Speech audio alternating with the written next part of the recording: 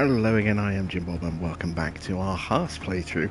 We're in Season 2 and it's race number 3. We're heading to Albert Park in Australia. And we're on the back of a very strong opening to the season. We've had two 1-2s. Our drivers have split the wins between them. They are level pegging in the Drivers' Championship, a win and a second place apiece, and a fastest lap apiece as well.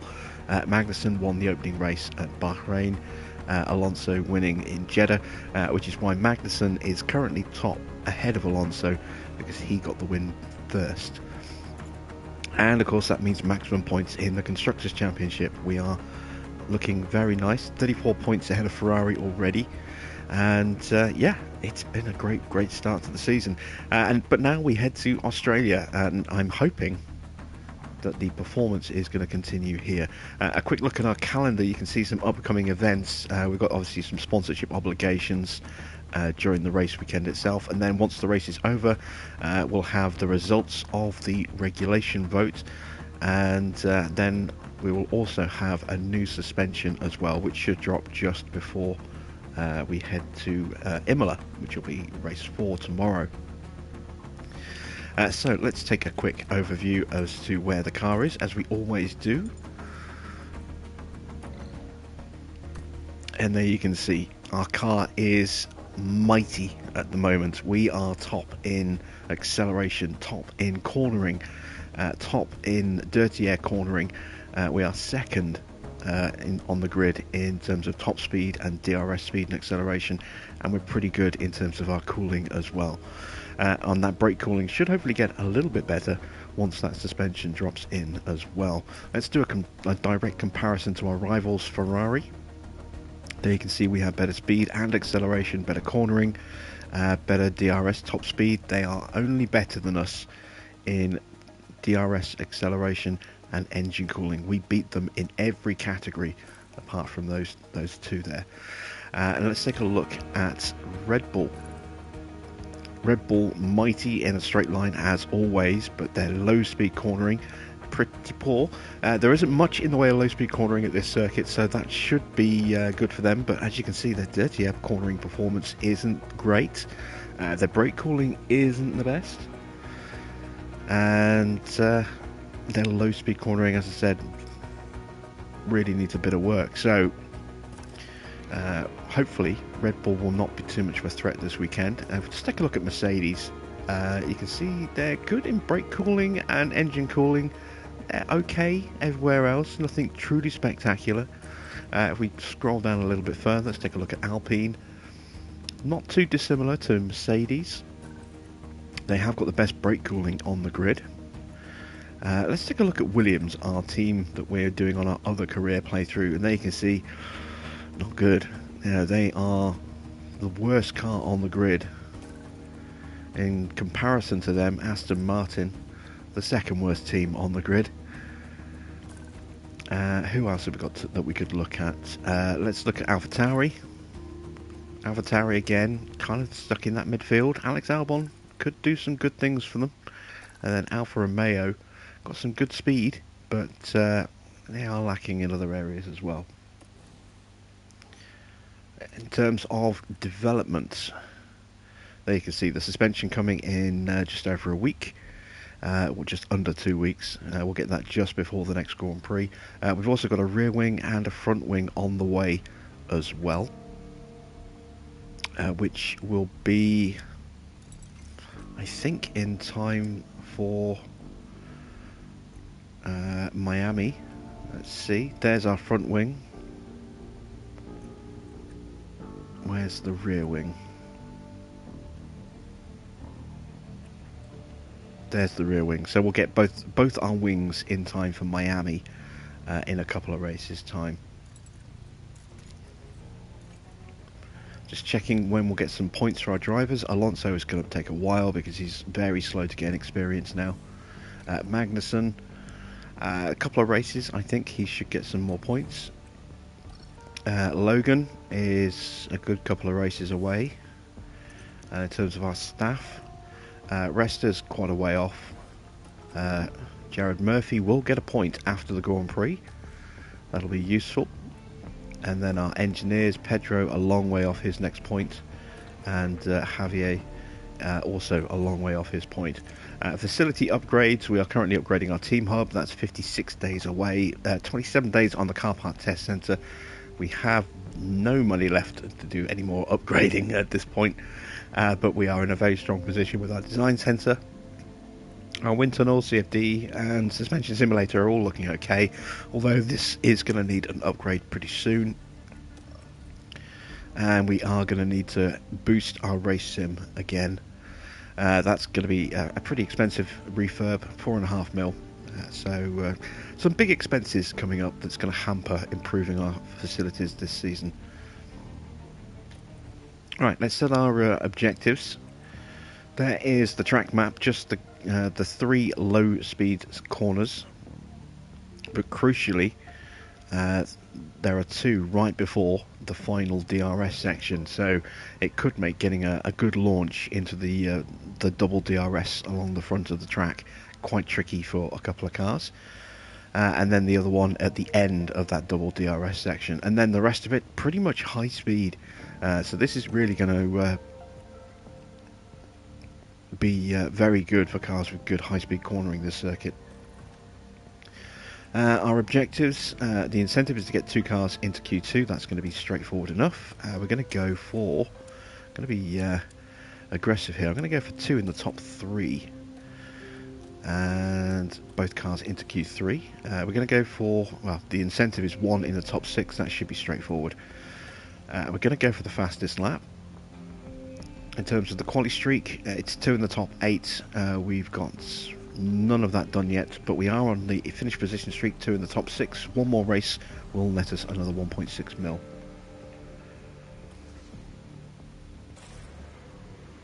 So target set, let's go to the Grand Prix. Welcome to Melbourne for a weekend of fierce competition. We're a stone's throw from the beach here at the Albert Park circuit.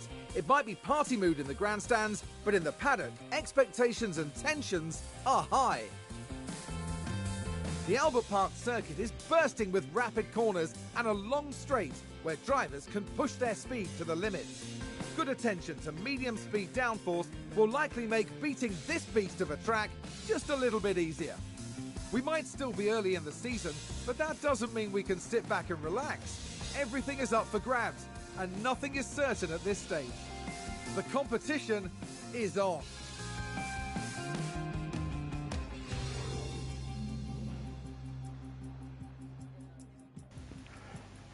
So, weather-wise, it's going to be a nice drama-free weekend. We've got clear skies today, partly cloudy, and then cloudy for the race itself. No rain on the forecast. We're going to throw Logan in the car as we do every single race, just to make sure that he can get as much experience as possible. We are putting him in the team as a full driver next season, so this is his last season of development to get him as prepped as we possibly can. Let's go ahead and start setting the cars up. So I'm going to go with an 8.5 front wing on this car, with a 13 rear, a 6.4 on the roll bar, a 3.25 on the camber, and then a 0.85 on the toe. And that's going to be car 1's starting setup. We'll do a run plan of 22 laps. We're going to start on the hard tyres. Actually, no, we're going to start on the softs. Let's make sure the run plan is done. Yep. Come down to this one here again. Set the driving pace nice and low.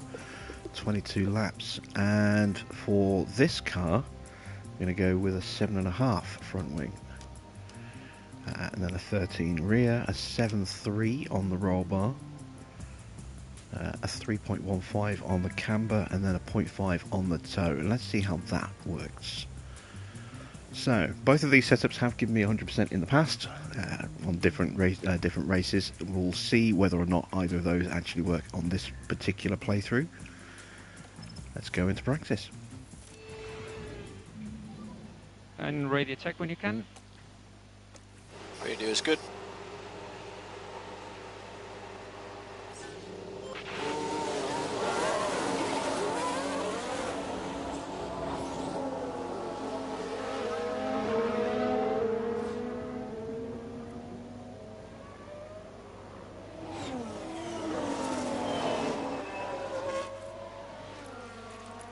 As always, we will tell our drivers to avoid the curbs and drive in clean air, just to make sure that they are taking as much care as possible with the car.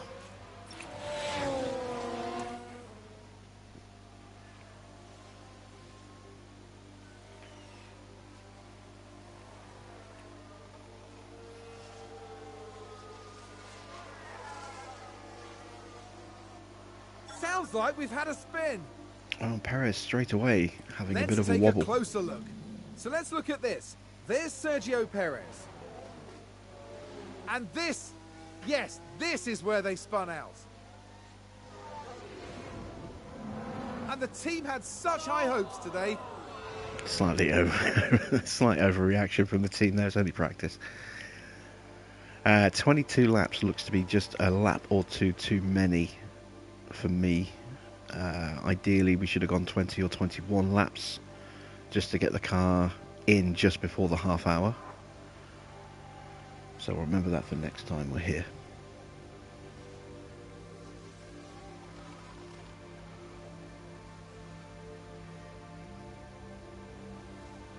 Just looking at the grid to see if anyone else is running a reserve driver. It doesn't look like it.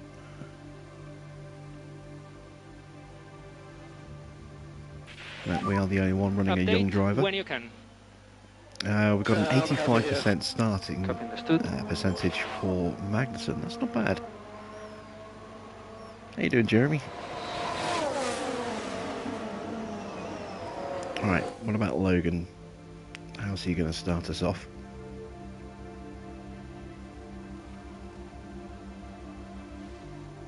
Uh, 88%, that's not too bad. Let's call him in.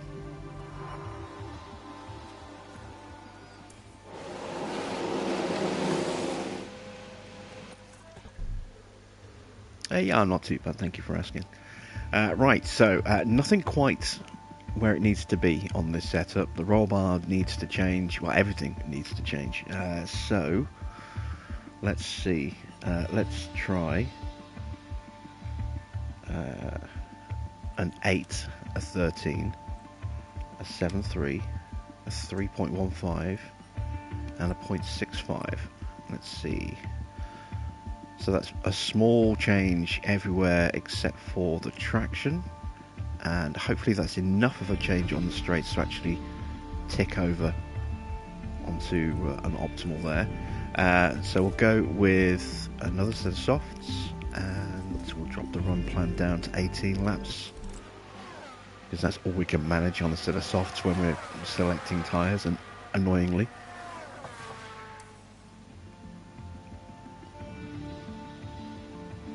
And then we can always extend if we need to, but this 18 lap run should be more than enough for Logan to get his points up, do enough running to get his full session time in, and also get full feedback as well.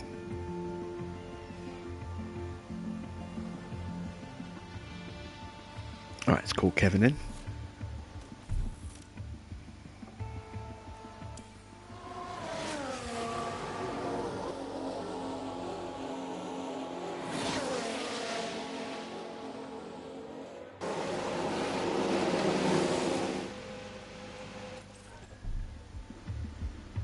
Okay, again, everything's slightly off. This time the front wing angle's off quite a bit, so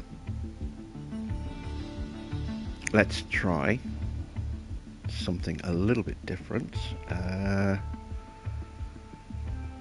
What are we doing? We're doing a 7.3, aren't we? So let's try the same setup. Let's go 8, 13, 7.3, 3.15, 0.65.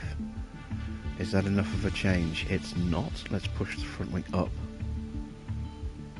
There we go. That's minor changes. I'm just going to tweak that slightly as well. Let's give that a go. Another set of softs. Again, got to drop the run plan down. And there we go.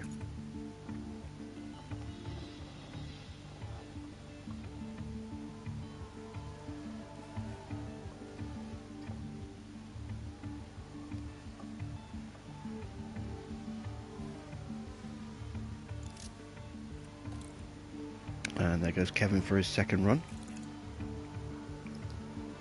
We've just had a spin.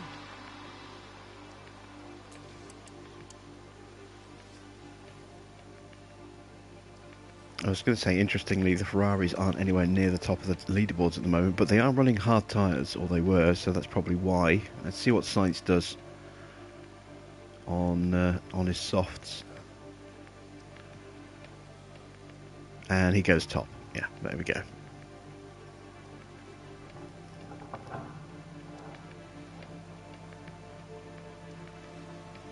Ferrari are going to be the biggest threat this weekend. Verstappen will also be a threat, just simply because he is such a good driver in this game.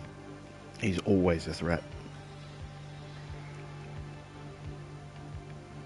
I don't think we'll be too worried by Perez.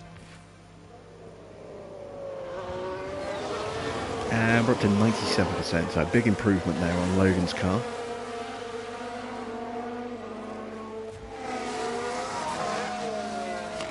So this is in good condition to hand over to Fernando for FP2. Let's just have a quick look and see what tweak needs to be made. I'm hoping it's just a quick tweak of the toe. That was a tweak of the front wing. Okay, that is a bit trickier.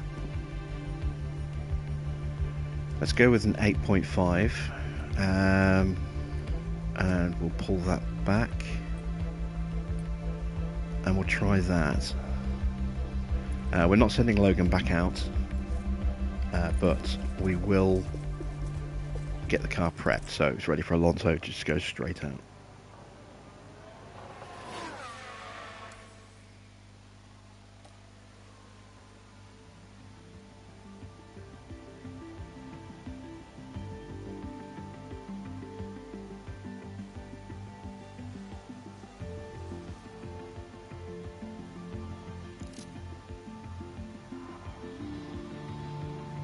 And we're up to 92 with Kevin, which is pretty good. So we'll get him in.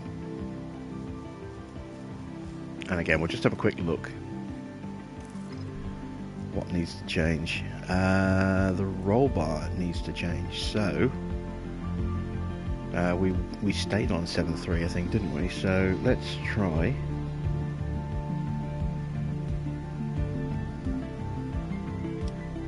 The 6.4.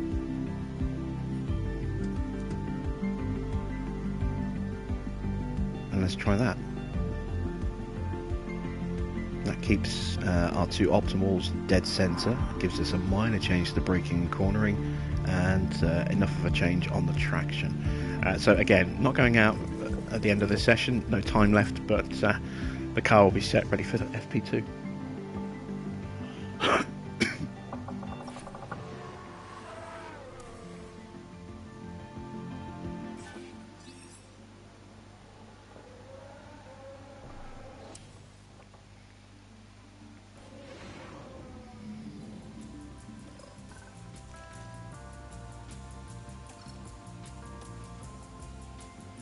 So Alonso is back in the car now. We're going to go on to hard tyres for this session. We're going to go for a long run, so we did 22 laps, and that was just over the half-hour mark, so we'll go 42 laps. That should be enough to run the whole session. Magnussen, we have already done some running with him, so we're just going to do one run, and we're going to make that run about 30 laps. And we are off straight into FP2. And radio check when you can. Radio is good.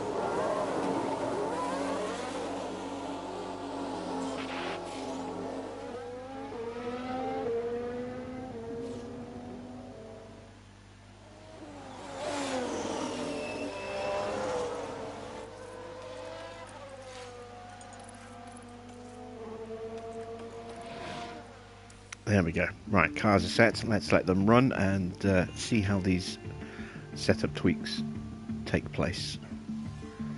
How you doing, Anthony? Good to see you. Oh, it's an early lockup for Fernando. Let's have a look. Now just focus on the HAAS. But he kept it under control, didn't go steaming into the gravel and then into the barriers, so just a little bit of time lost on that lap, but no damage done. That's good. Tyres are in good condition as well, so it's not damaged the tyres either. Important that that's the case, given that he's on a very long run here.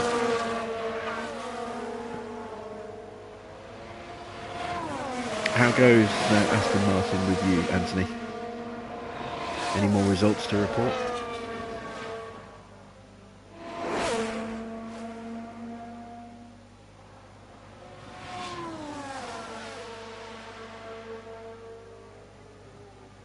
Have those updates dropped for your car yet? And if so, how big of an improvement have they made?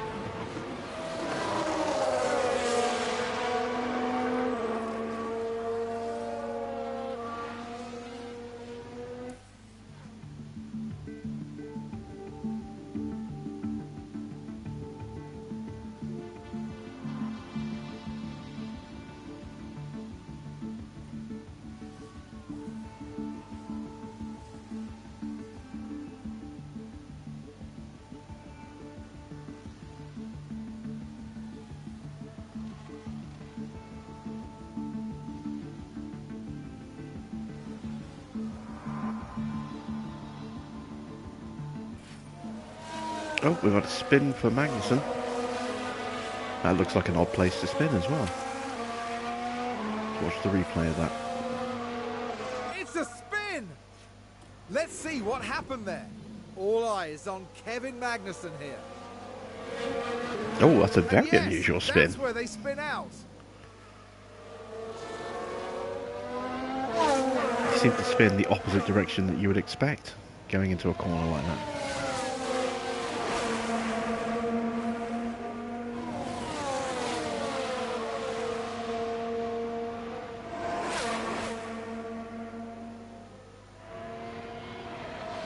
Did you go back to your sponsors and put in a position gain guarantee, seeing as you were starting at the back?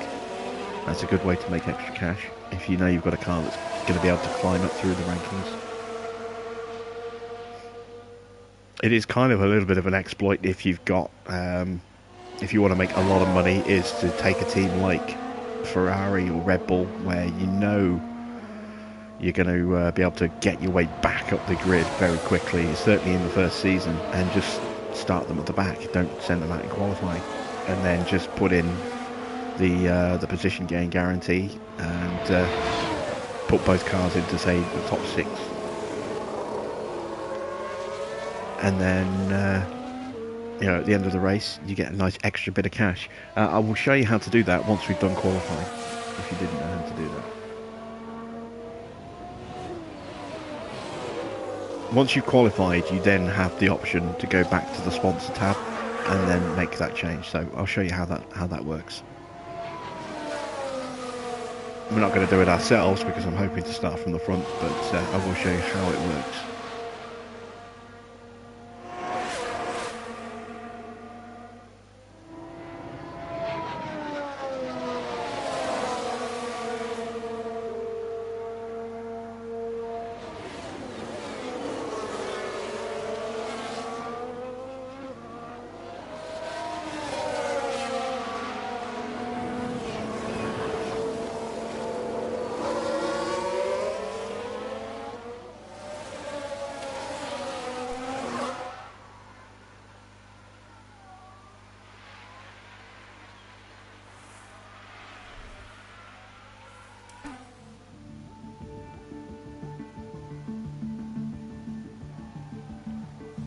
Right, we're about to get some feedback from Kevin. Again, that spin means you can see his curve just started to gain and then flattened out again. So that's slowed down his track knowledge. We're at 96%. Did we actually get an improvement there? Or did we go backwards? I'm trying to remember, were we at 97%? No, that was Alonso's car at 97. I think we're at 92, so that is a small improvement for Magnussen. Not a huge one. I'm actually going to call him in and make a tweak.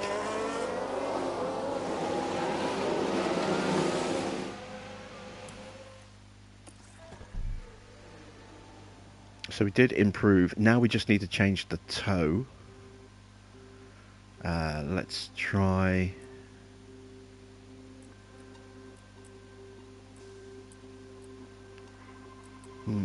Let's try that.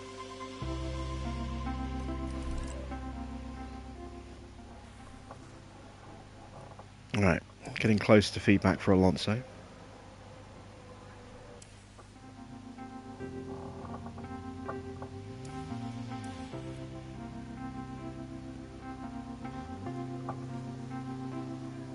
We've gone backwards on Alonso's car. Okay, well, we're not going to panic and call him in because he needs the time on track. We'll just make the change at the end of the session.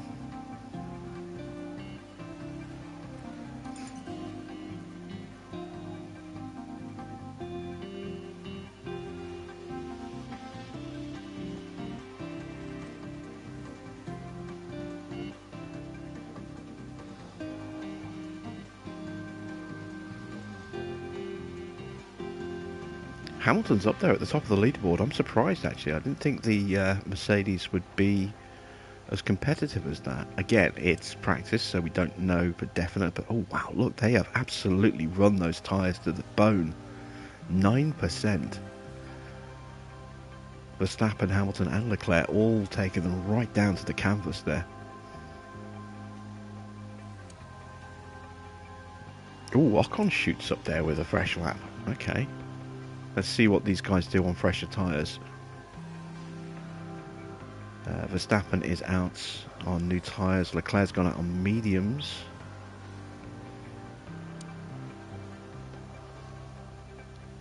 Someone spun out. So again, the Ferrari's topping the leaderboards. Hamilton's up there, though. I did not expect to see that. There goes Verstappen. 95%. So we went the wrong way with Magnussen's car. We'll tweak that again at the end of the session.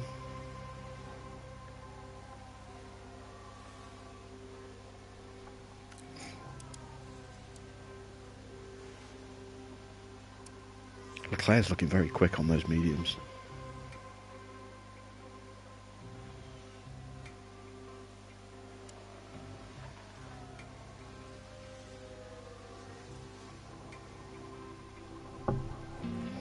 Alright, there we go. Alonso's run is done. He's now back in the garage.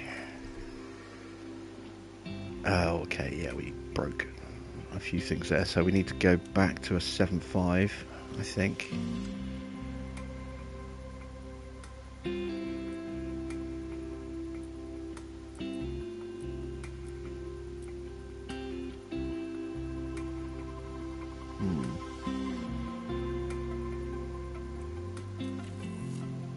Go back to what I know works. There we go.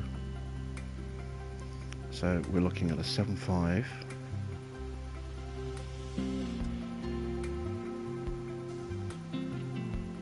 Just go do that and see how that works. Change the run plan just so I can make the configuration change. There we go.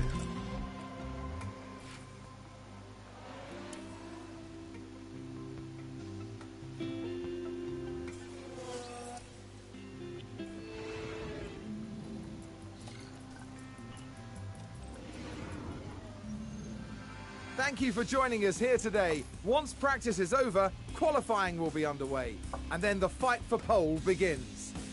Drivers will need to perform with remarkable consistency if they're to secure a strong position on tomorrow's grid. It's not just about one moment of brilliance. No, they'll need to prove over the course of qualifying that they have what it takes to occupy those coveted places. Strap yourselves in. This is Formula One.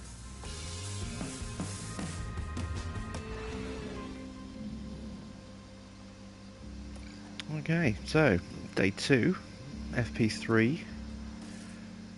Let's go with medium tyres. The run plan, I'm going to go with a 20 lap run plan, just in case we need to make the tweaks again. We've set the car,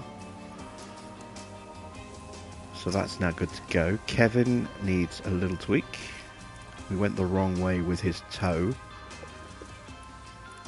so we'll correct that with this run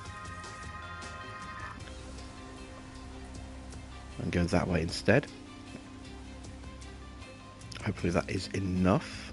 Again, we're going to go with a 20 lap run, so it gives us the option of maybe extending if we can, if we need to, but pulling him in early if not.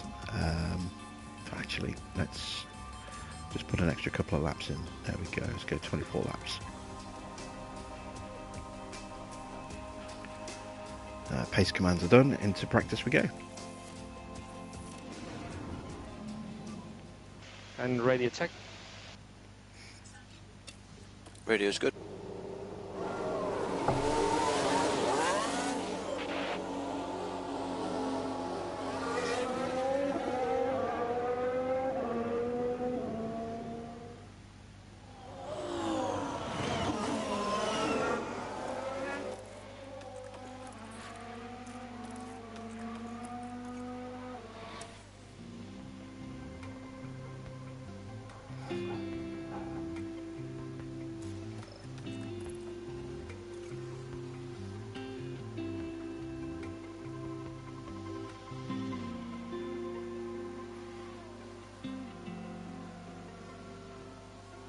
Okay, interestingly enough, despite the fact that Magnussen has got slightly more fuel on board this session, he seems to have a bit of a pace advantage over Alonso.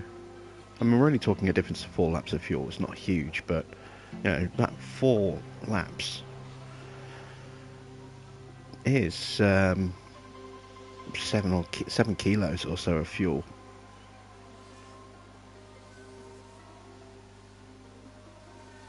Alonso now lapping slightly faster, but not able to get up to the back of Magnussen yet.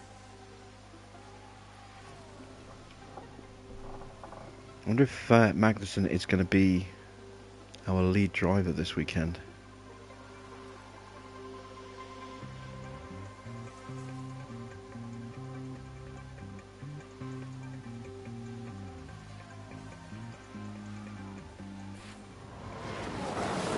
We're going back to 97. We still haven't got the optimal. I'll call him in. Let's see if I can figure this one out.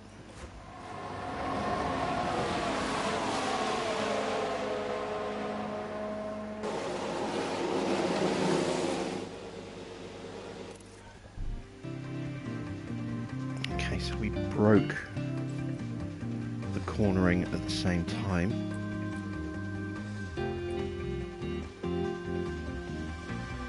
To me suggests that needs to go there. That does risk affecting our traction now. This is our last attempt, and if this doesn't work we will revert back to a 97.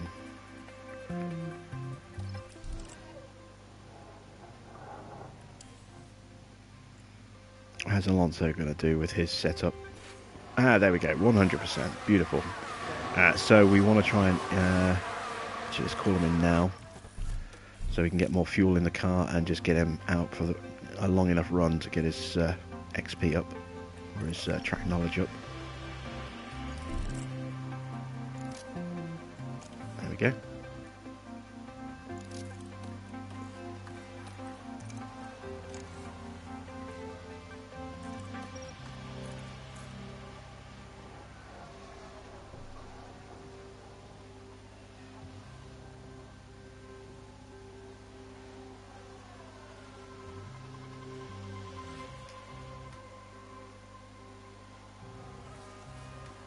Alonso should just about hit 100 if we extend him for a couple of laps at the end of his run.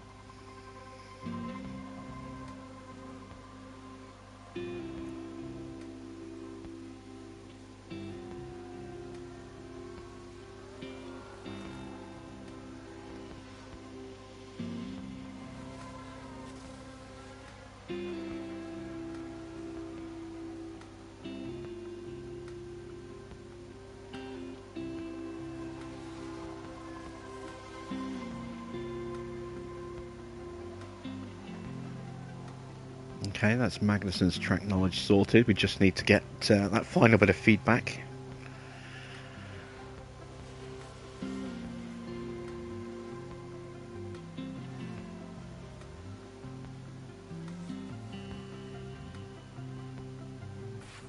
And there we go. We got him to 100. Beautiful stuff. So we'll call him in. He is now done. Alonso is not far behind.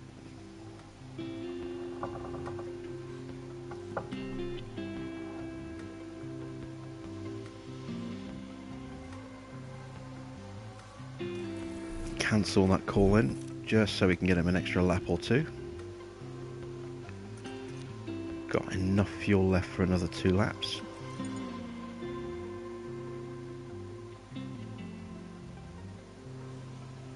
And there we go. He'll hit 100% on his in lap. There we go. Good stuff. Both drivers fully maxed.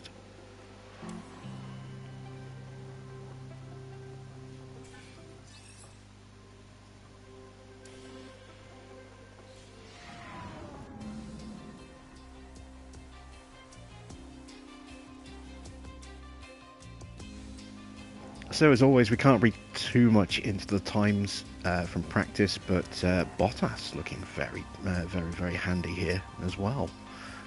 It's actually a very small gap between the top 7 here, and when you throw us into the mix as well, that's going to be most of the top 10 separated by just a few tenths. Depends how much faster than the Ferraris we are, I suppose. Right, let's get ready for qualifying. So we're not going to change any car parts. Happy with the engine, ERS and gearbox levels.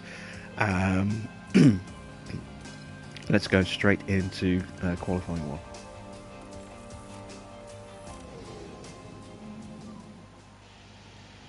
Radio check. Radio's good. I'm going to send both guys out right at the start. Now I can see a Ferrari and I think a Mercedes. Yep, that's a Mercedes in the background as well.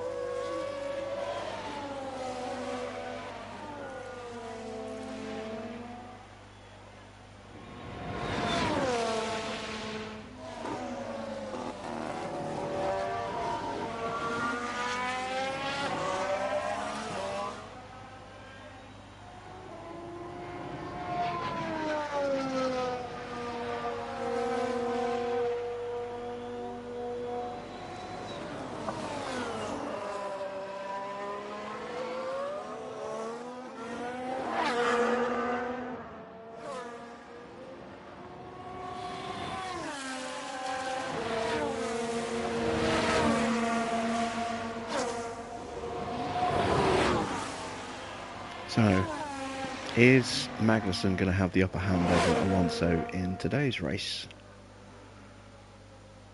These two are so evenly matched, as evidenced by the results we've seen so far. A win, a second place and a fastest lap for each driver. Neck and neck in the championship.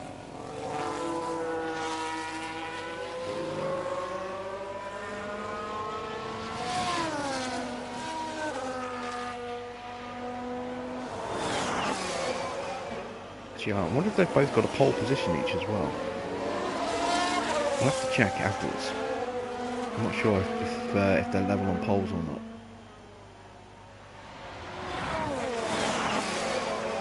So we start our hot laps.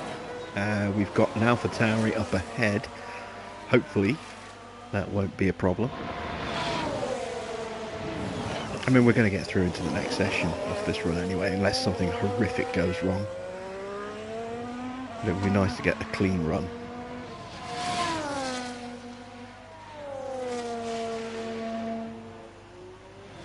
Just so we can see where that pace is. Magnussen is the quicker of the two in the first sector, at least on this run.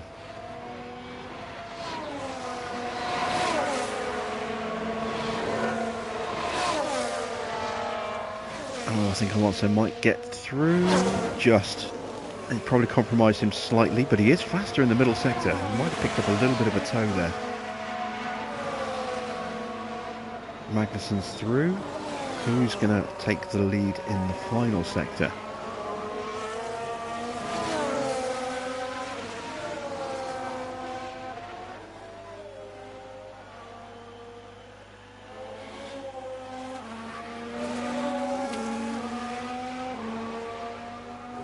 As they come up to the line, Alonso goes purple and stays purple. So he has the edge over Magnussen so far. Right, let's see how the rest of the grid lines up so far. Hamilton is definitely up there. That is genuine pace.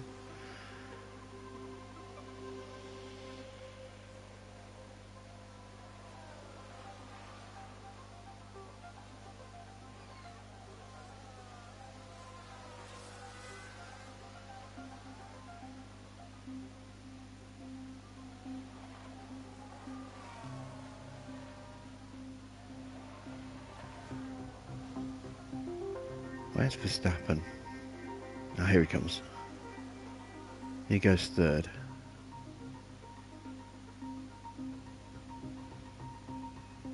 So we've got about 3/10 over the rest of the field.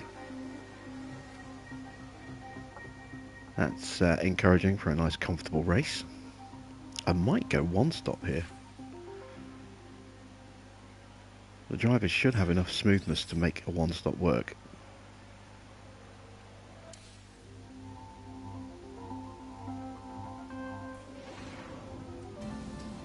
And then we see a little bit of improvement from some of the drivers there. So Ferrari 3 and 4, Verstappen 5th, Hamilton 6th, Perez 7th, Russell 8th.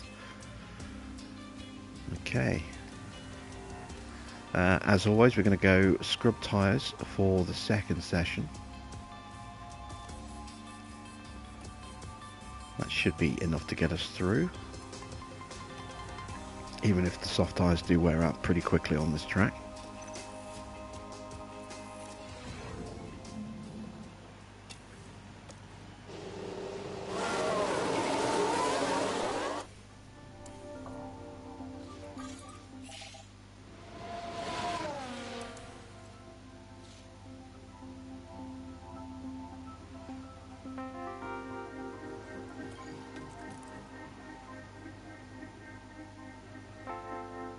Okay, and we are getting a clean run. That's important.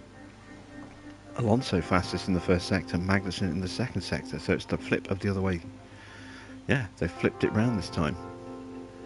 Just 66 thousandths of a second between the two of them.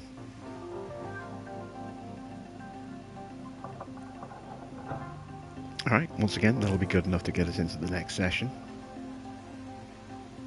Let's see who gets knocked out.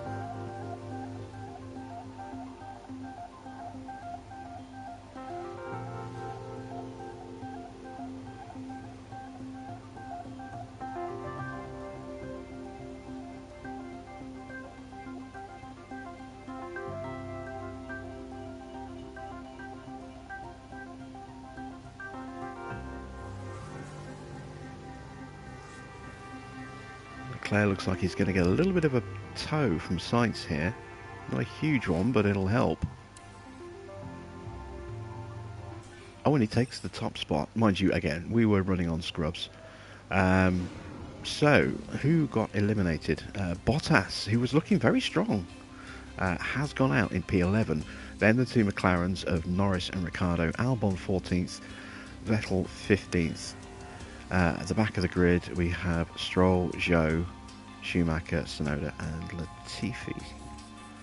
So, both Alpines do make it into the top 10. Wasn't expecting that.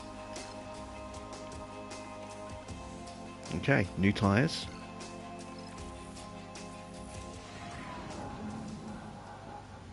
And we're going to wait till the end of the session to make our run.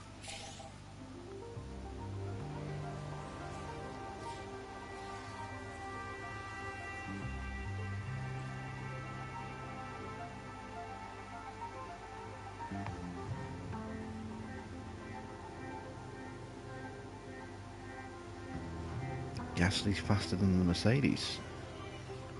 Let's see what happens on the next run.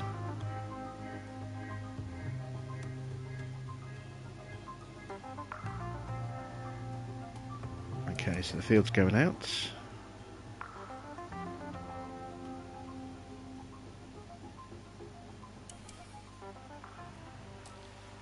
Send that Magnussen. And then Alonso, give them a little bit of space between each other.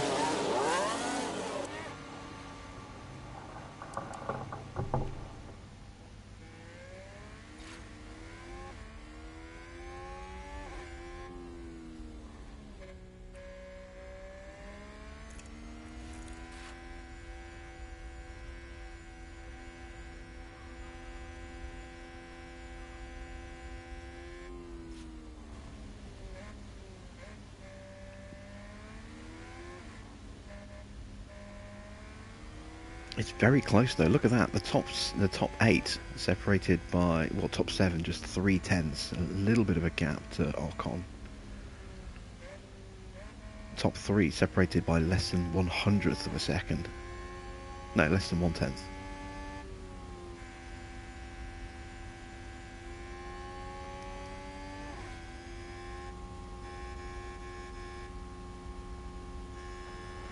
Margins are very small here. Just a slight improvement could see someone gain multiple places here. Okay, so the Mercedes are on their fast laps. So are the 2 Red Bulls now. Ferrari's about to come across the line.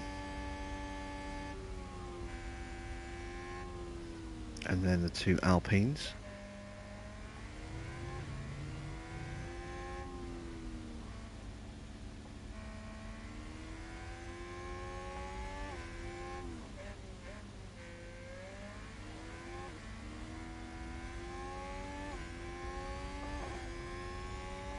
And now we get underway.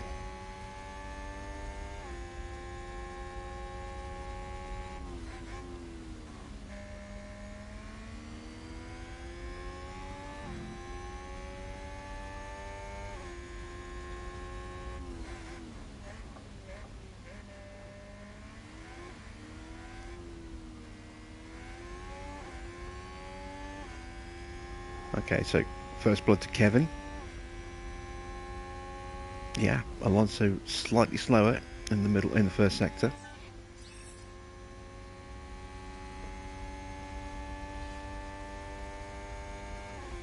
Russell gets ahead of Hamilton by 1/1000th of a second. Magnussen is going double purple. It's going to take a mighty final sector for Alonso to take pole here.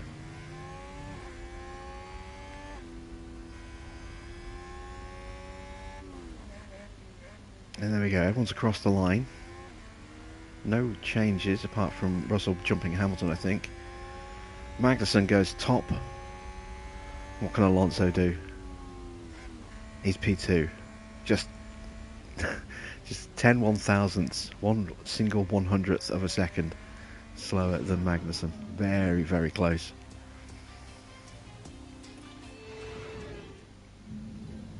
Welcome to race day.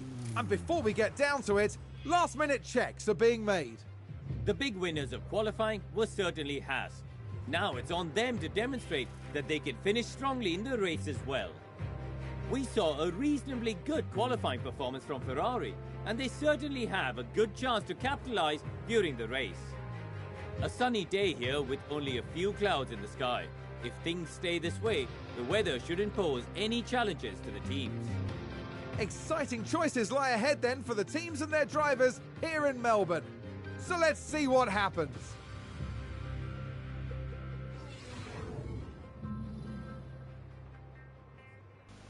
Okay, so Anthony, are you paying attention? This is how you do the sponsor thing. So when you get to this stage here, the beginning of the race prep itself, you can go to your sponsors tab and you can see you've got a new guarantee slot opened up.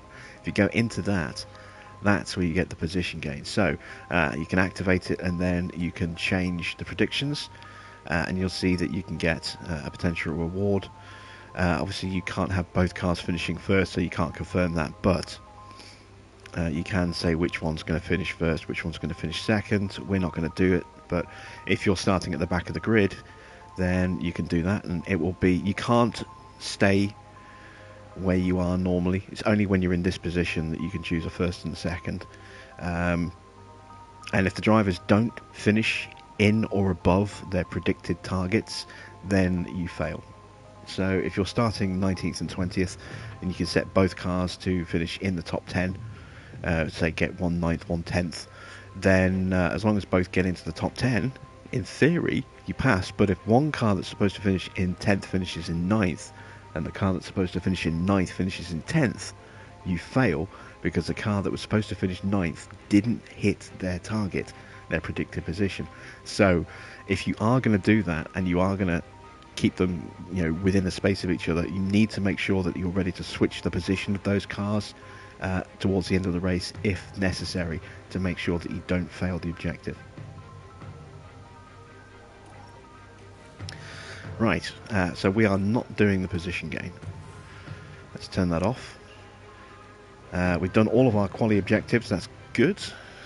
We've done our quali streak bonus. Now we've just got to do our finish position, fastest lap, and our finish position streak to complete our sponsorship for the weekend. Strategy time. I think I might try the one stop. Let's have a look. I mean, it's only 6 seconds slower than a two stop. And if we get a safety car, then, you know, early in the race, or even halfway through the race, you know, halfway through the race would be golden for us. But early in the race, that could be potentially problematic. So we could switch to a two-stop at that point. We shall see how things go. But yeah, we're going to go hards to mediums with both our cars. We're going to drop a lap of fuel out of the car. We're going to go a little bit aggressive off the line to try and sprint away, and then we're going to try and ease back on the pace and protect the tyres, protect the engines, and just see if we can control the race from the front with a bit of leapfrogging. At the very least, we should hopefully hold up the medium runners behind us if they do catch us back up. I don't want to tempt fate, but there are quite a few clouds overhead as we look at the lineup on the grid. There we see Kevin Magnussen. P1 today. Let's see if they can take advantage of that position. And here's Alonso, the team's second driver. After an impressive qualifying performance, they're starting today just behind pole. The teams are ready to go. Brace yourselves for the Australian Grand Prix.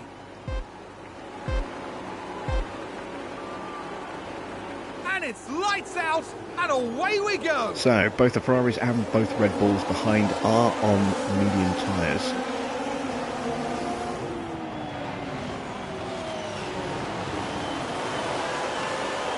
So we will have to watch out for them potentially closing back in on us as soon as we slow things down again.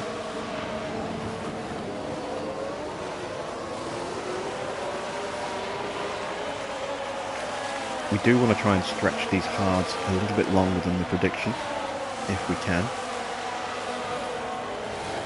Just so that we've got more grip to play about with on the mediums at the end.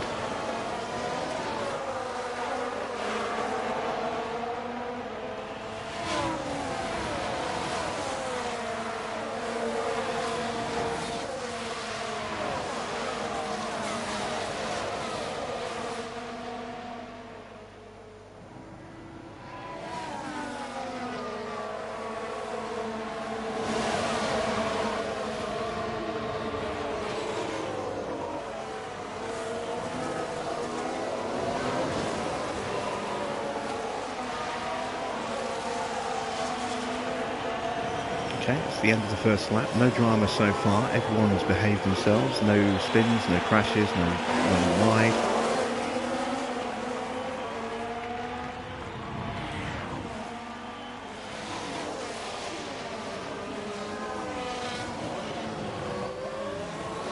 And we just need to settle in.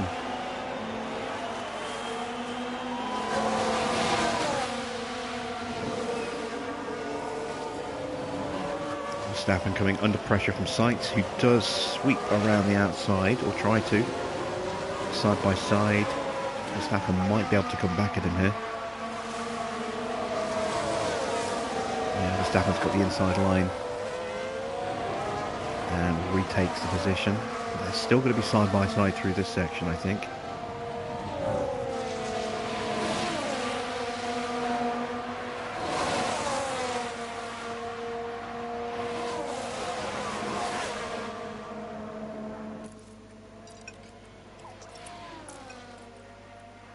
And now we're going to slow things down.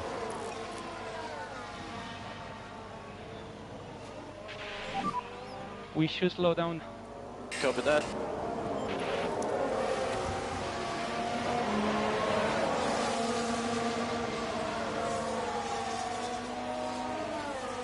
Sainz and Verstappen still side by side. Wow, they went almost the entire lap side by side there. Verstappen finally retakes third position properly.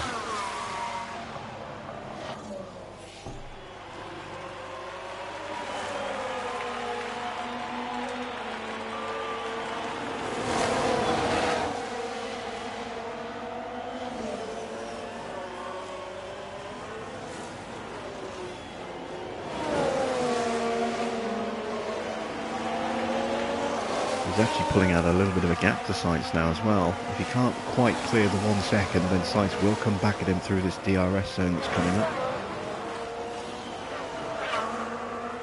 And will then be in a position to attack him on the start of lap 4.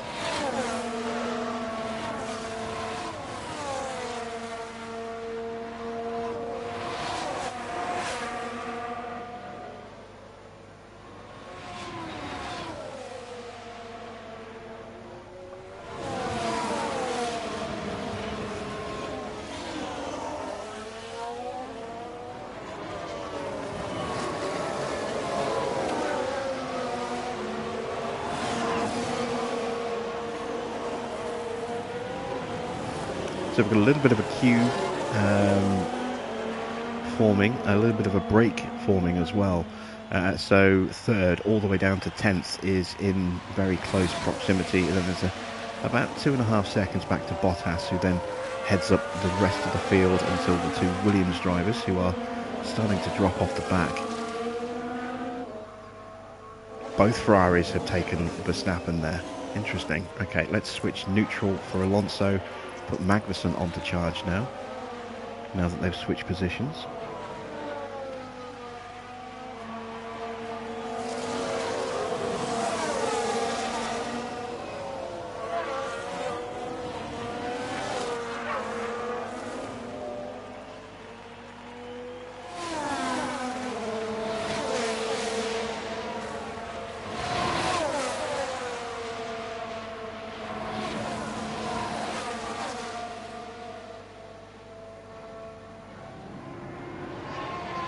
Yeah, the two Williams are now basically in a race amongst themselves until further notice. They are not going to be able to catch back up. The Astons are also about to drop off the back of the group that they're in as well. There's still a chance that they can get back in it if Schumacher can overtake Zhou in the DRS. If he can't, if Zhou blocks the move, then I think we're about to see the Astons get dropped as well. Magnussen makes the move. So we'll get ready to swap the charging over again.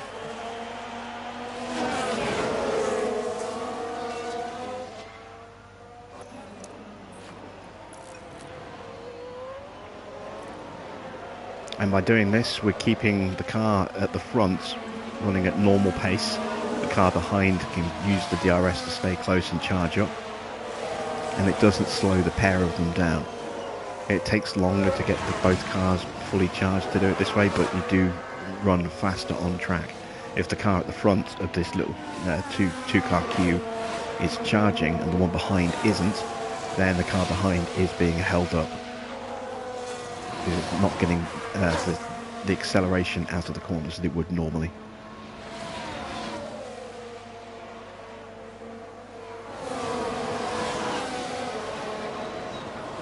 Leclerc has broken free actually of the chasing pack. He is now clear of Sainz.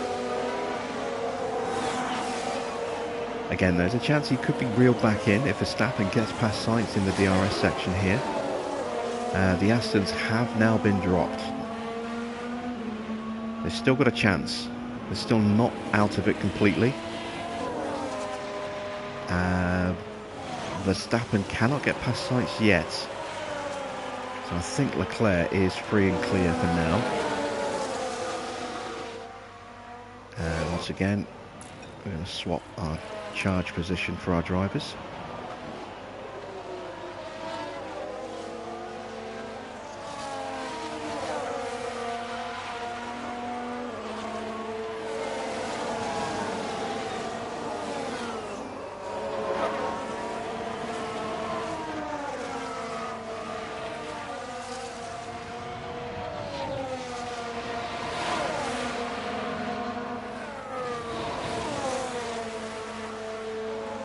I actually thought Alonso would complete that move, but he did get repassed. He should hopefully get through here though.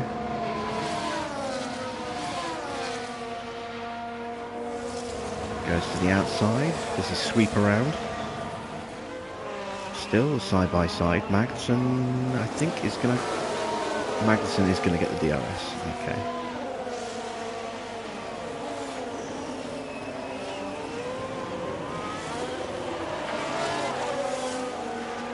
Oh, Perez now moved up to 4th.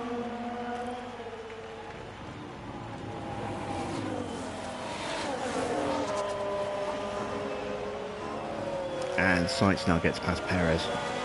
Leclerc still looking safe, although Sainz might close him up here.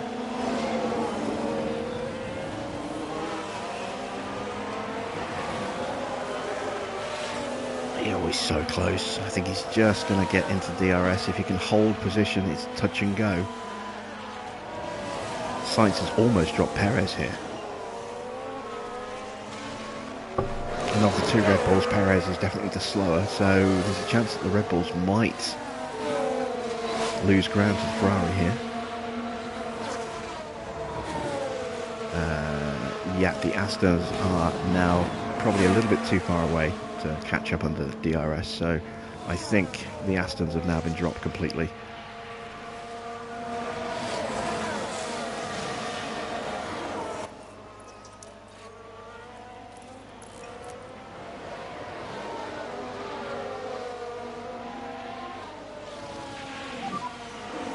It will be charge button off.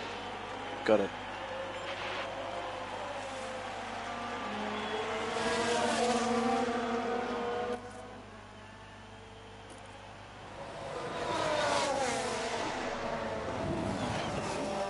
Sainz now with the fastest lap.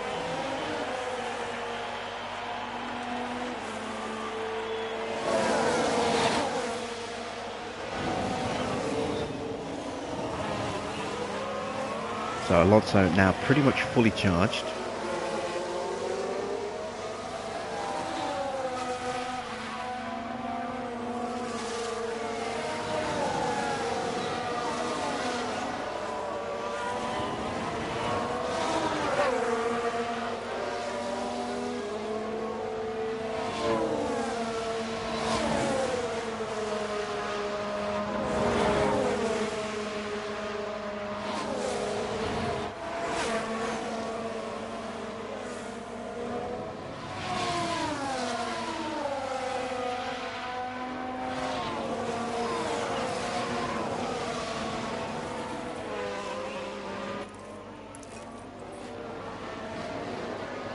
So Alonso will get the DRS this time. Let's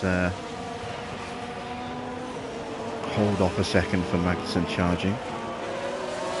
Don't want to cripple his acceleration.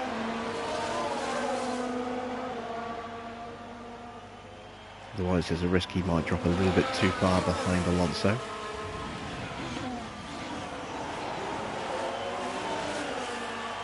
There we go. Now we can put Magnussen back on charge. Charge button on. Charge button on. So Copy Norris that. from last to 8th, Piastri up to 12th, but close to 7th. Yeah, that's a good result. considering both drivers came from the back.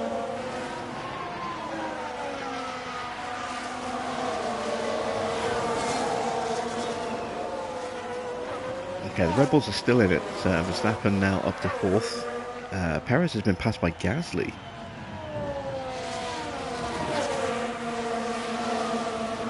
And you can see the Astons dropping further and further behind with every lap. Bottas not all the way down to 16th. What happened to Bottas? He was leading that secondary pack. He's just been passed by everybody. He's still in it, but...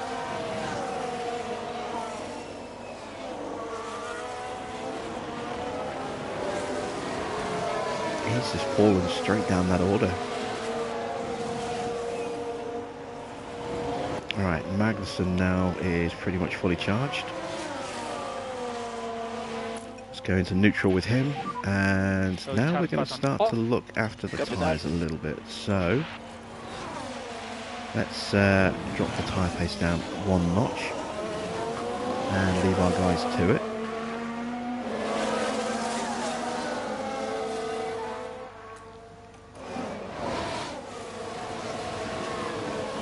See the Ferrari side by side as Leclerc moves back up into 4th ahead of Sainz.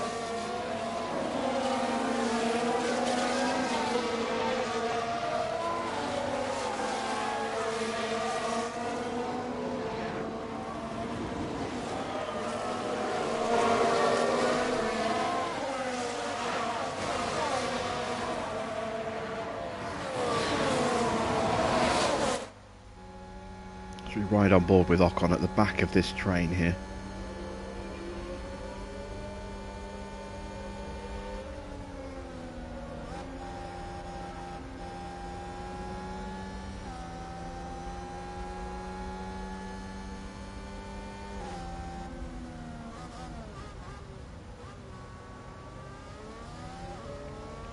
If anyone on the grid can do a one-stop here, it's going to be Ocon. He's got very, very good smoothness. One of the best on the grid. Doesn't mean he'll do it though. He might go for the 2-stop.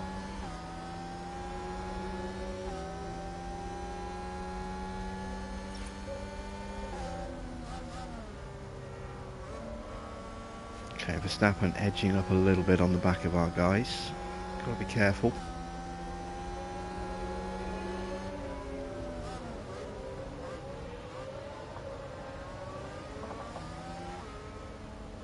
Take a look at overall tyre wear. So we're comparable with Bottas despite having those 2 push laps at the start of the Grand Prix. Obviously we're in better shape than the mediums, but not by a huge margin.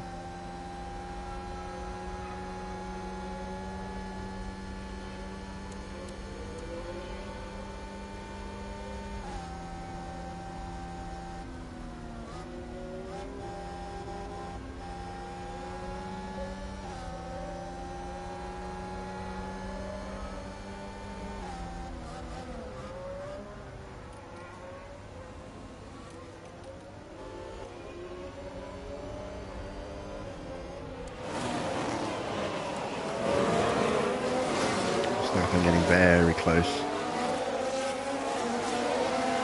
I think we should probably hold off on the tyre saving for a few more laps yet.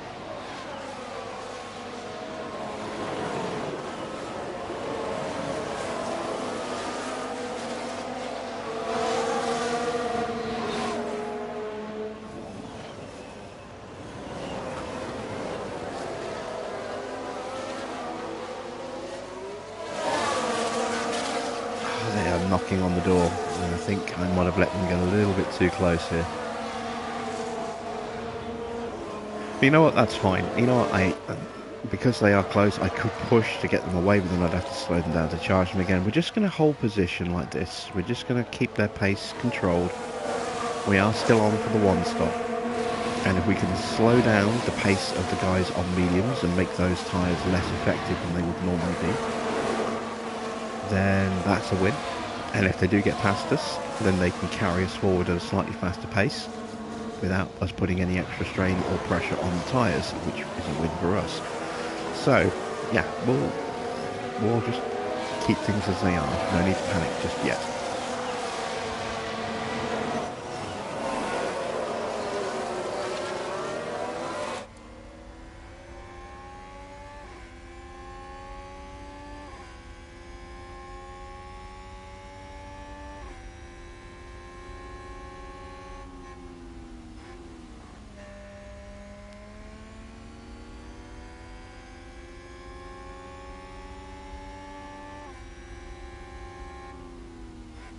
Science is going to have a look and is going to get the move done. Yeah, mate. I don't have that pace. Ferrari, advance the race position. But again, not panicking. We have a plan. We're sticking to it.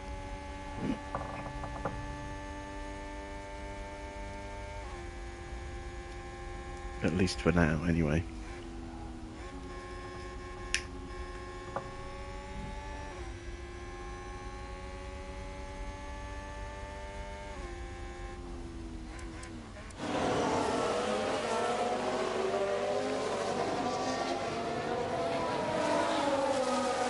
And the more races that we can run our engines at this reduced pace, even if it's only slightly reduced, the better shape they're going to be in the subsequent races at Imola, Miami, maybe even Monaco. I want to try and wait until we get to Baku before we change the engine. Gearbox is a completely different matter. That's not going to last that long, but in terms of the engine,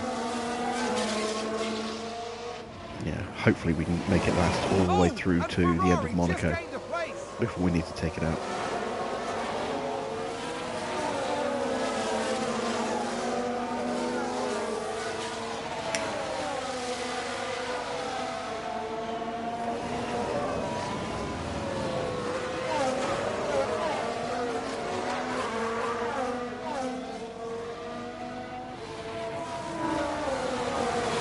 And what I might do, given we've got wing upgrades coming in Miami, is I might possibly take engine penalties there just to get an extra engine in the bank for later in the season, so that we can,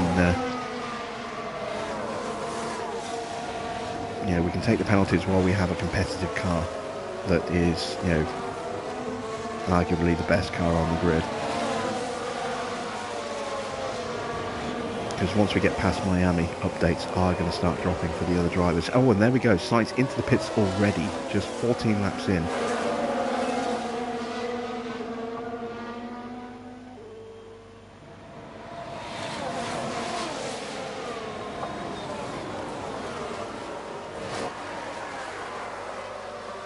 And the Ferrari has gone onto hard tyres.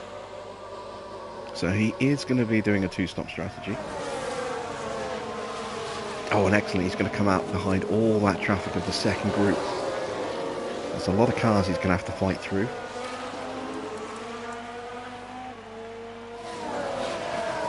Some of them are going to drop out of his way in the next few laps, which will help him. Bottas won't though.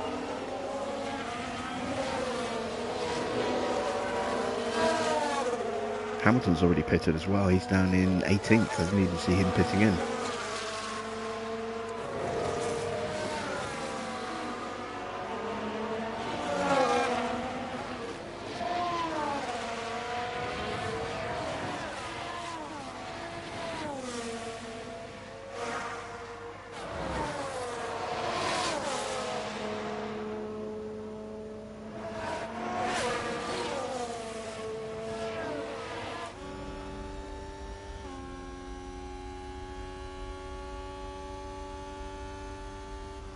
And we've got more pits.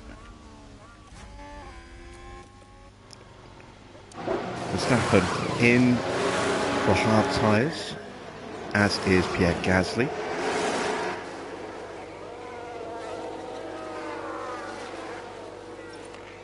I think Russell has also gone for hards. Yes, he has. Norris onto hard tyres, as is Stroll.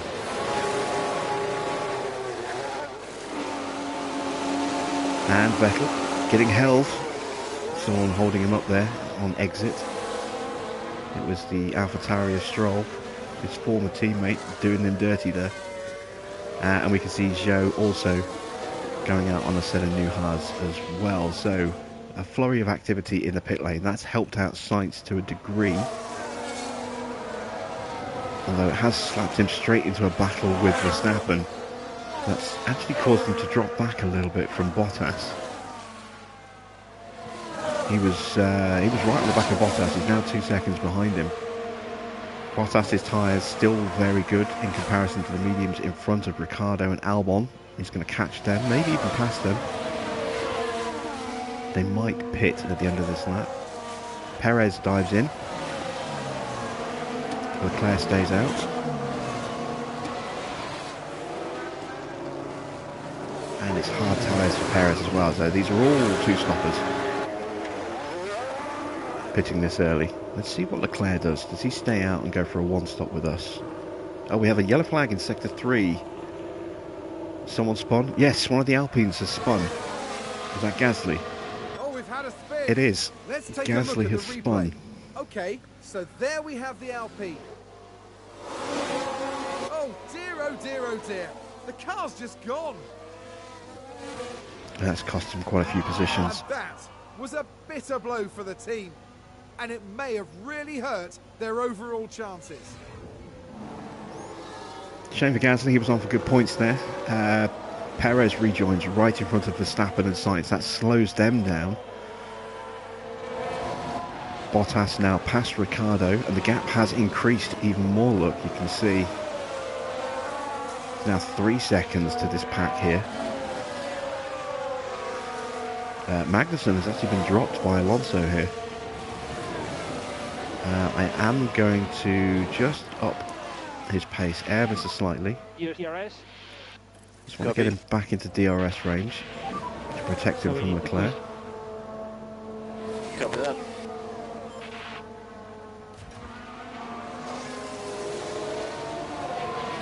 I think that just about did it. We should slow down. Yeah, copy. And Leclerc pits, so Leclerc is also two stopping. So we're the only ones on the grid going for this one stop strategy so far. Ocon yet to pit as well. He has got that high smoothness rating. Maybe Ocon's going to go for the one stop. We can't be the only one. Oh, we had another spin. Oh, we've had a crash at the entrance to pits. Bottas involved. Was that a crash? Multiple cars, I think. We can take a look now. Now watch this. Here's the moments involving Albon. Oh, Bottas just clips the curb, bounces across and goes into the Alpine. It's caused absolute carnage. And that's going to be a penalty for Bottas. 5 second stop go added to his pit stop. And that's going to hurt Albon as well. Albon, I think, is going to have damage.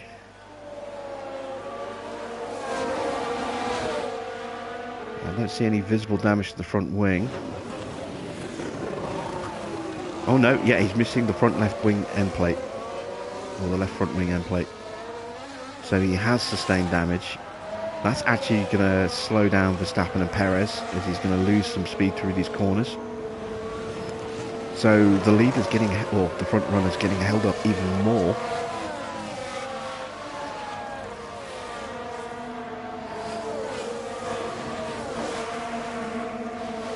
And still haven't got through.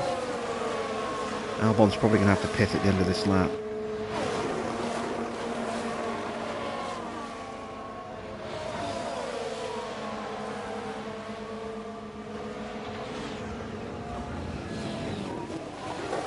As Verstappen sweeps around the outside there.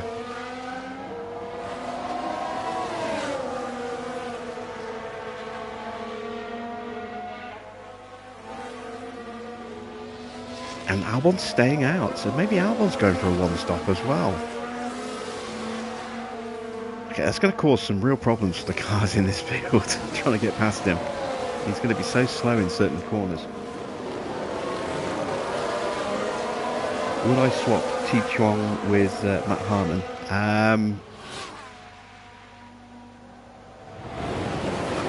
Depends on contract buyout clauses. Matt Harmon is a very good guy to have, but he does have quite a long contract with Alpine, so he's not the cheapest to buy out, at least in season 1. And it depends how long a contract you offered to Chuang and on what wage. He could have quite a high break clause in his contract as well. So just doing that one swap could cost you 7-8 million potentially.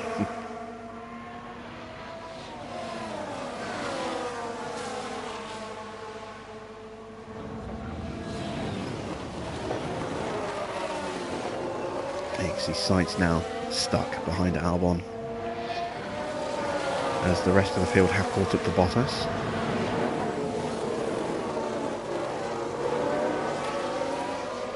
And Albon finally pits. 20 laps, that leaves 38 to go with a hard run. We might see him dash in for some softs at the end, but he could go for the one stop here.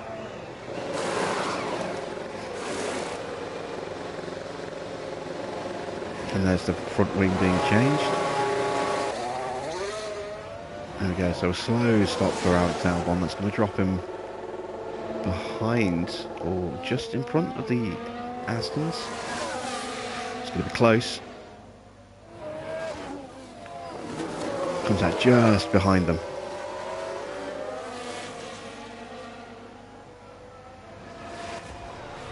Let's check in with the leaders. Magnussen just a touch outside of DRS range right now.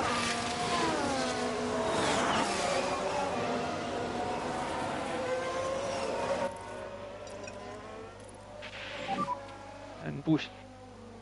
Copy that.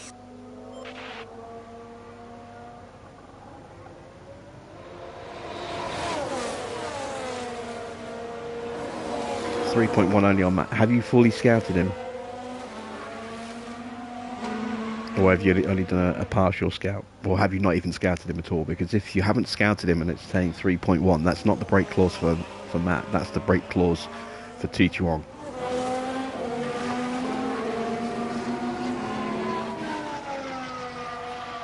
And you'll then have Harmon's buyout on top of that.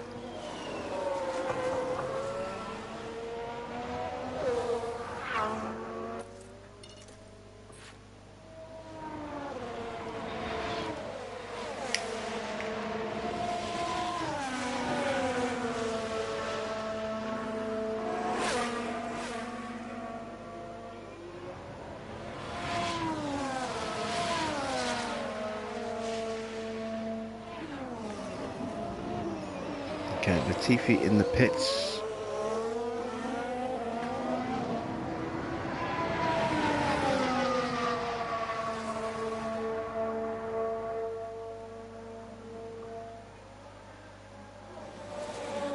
T's out of contract. I'm confused. Is T in your team, or is T just a free agent and you're trying to decide which of the two to go for?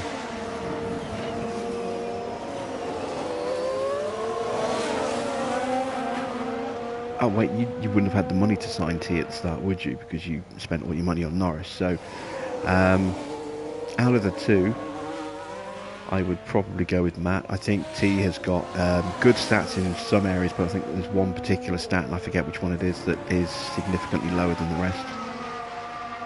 T is in your team. How can he be out of contract then? Or did you only sign him on like a 1-year deal?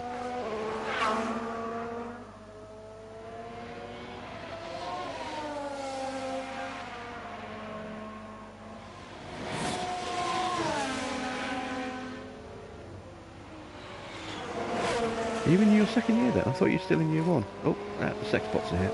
Let's get rid of those.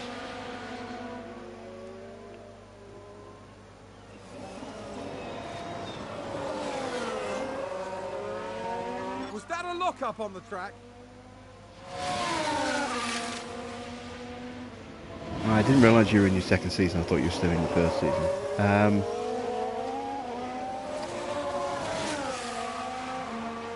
Do a comparison. If you've got a full scout report on Matt, have a look at the difference, because one overall point of rating is not just one little thing, but it can be a significant difference across the board. So it's definitely worth doing a straight comparison.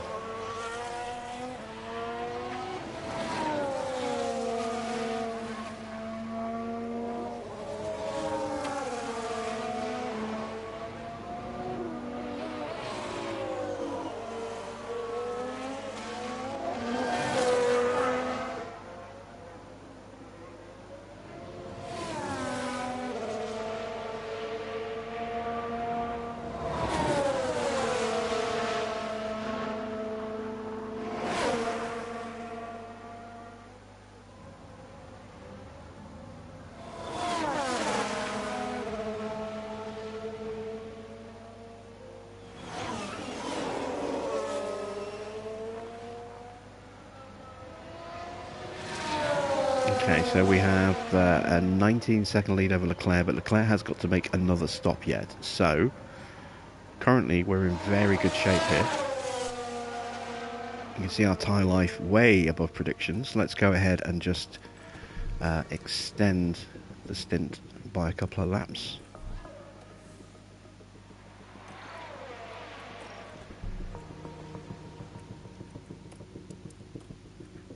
There we go.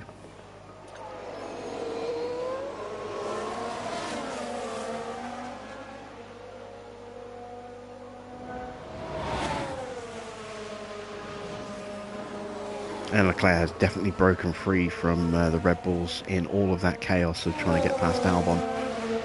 He's got a 4-second gap now. Although again, if they can keep swapping places, they are in a position to maybe try and haul him back a little bit. Sainz has been isolated. He's on his own. He's got no one to work with him. Ocon, having made his stop, is now in 7th. A couple of seconds back. He's got Russell with him and Hamilton, so those three could maybe swallow up Sainz.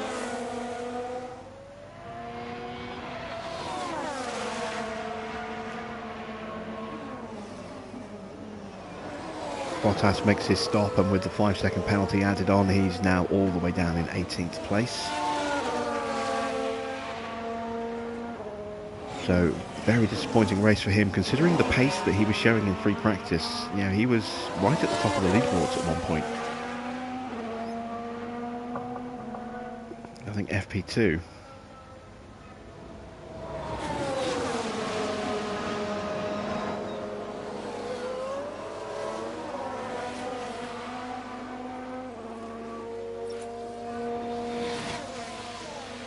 Okay, we are saving fuel at a decent enough rate.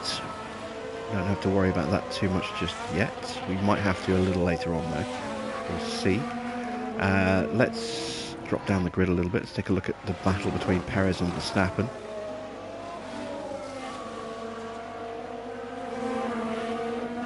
That Ferrari is trying to haul them in just a little bit at a time. Russell making a little bit of gains thanks to DRS though on the back of Sainz.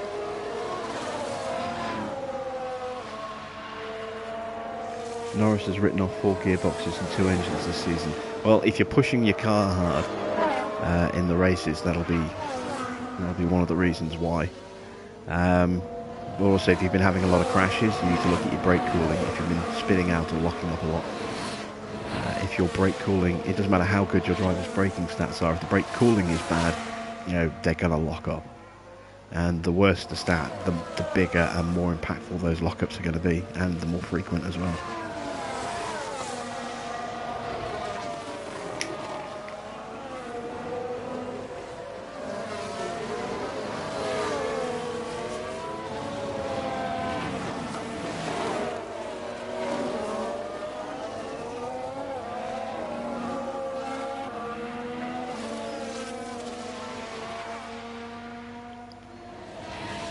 Okay, so lap 26 will give a rundown on the update of the order. So Magnussen and Alonso leading the Grand Prix at the moment by 17.5 seconds from Leclerc.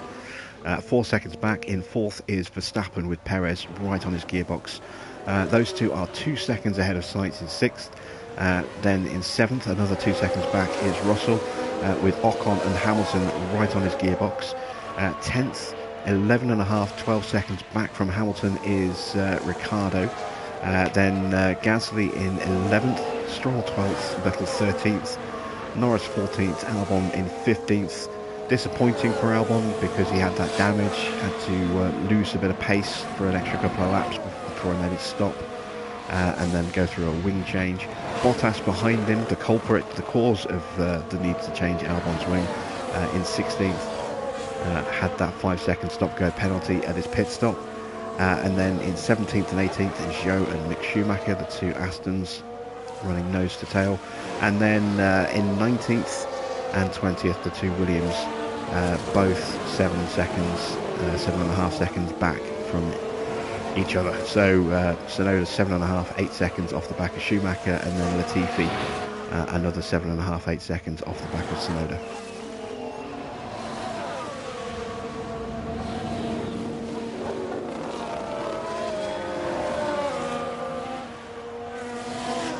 Just pay attention to lap times. So even though we're running this reduced pace, we are still lapping within a couple of tenths of Charles Leclerc on newer hard tyres. This is because A, we have a bit of extra pace in the car, B, we're able to overtake each other with DRS, and C, Leclerc is completely isolated at the moment. He's on his own in clear air, no one in front or behind, anywhere near him. So he's just running at whatever pace his car can manage on its own with no DRS assistance.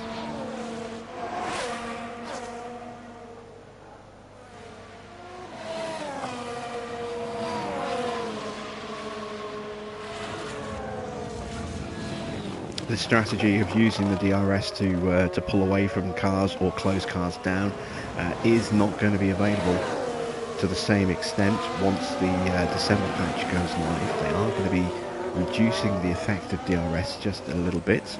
We don't know how much yet. They could completely overdo it and go completely too far in the wrong direction, but hopefully they'll adjust it so it's just about right. But it will make this tactic of keeping your cars comfortably ahead or able to close up on a car in front, it will make that harder going forward.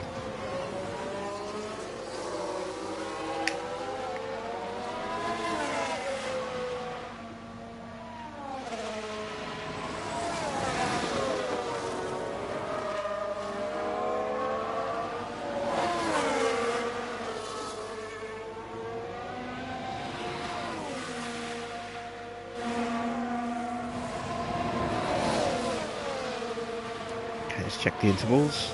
Ocon up to 7th again.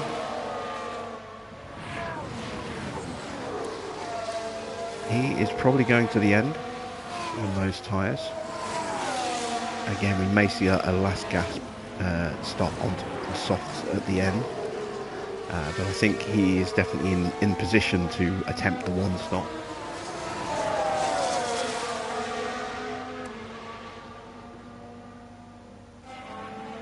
The two Mercedes behind are definitely going to be two stopping.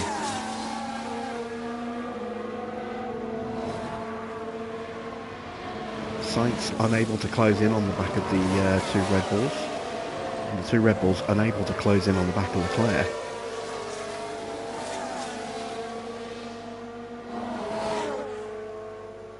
What other battles do we have? Gasly's got his way back up to 11th after that spin. He has got Stroll and Vettel all over him though, and as we actually watch that, Vettel gets past him, and now so does Stroll with the DRS. Once again, Norris is being outperformed by Daniel Ricciardo.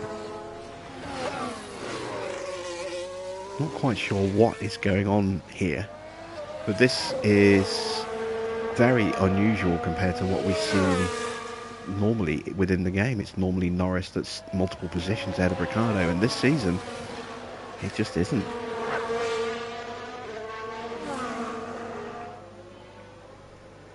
A difficult second season for Norris so far.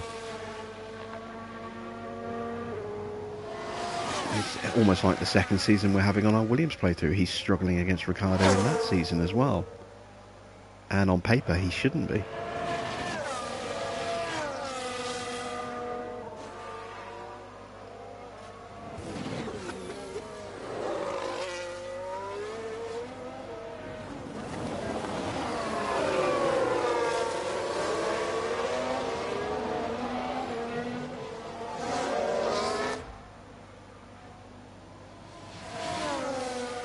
Okay, we're getting close to our pit windows.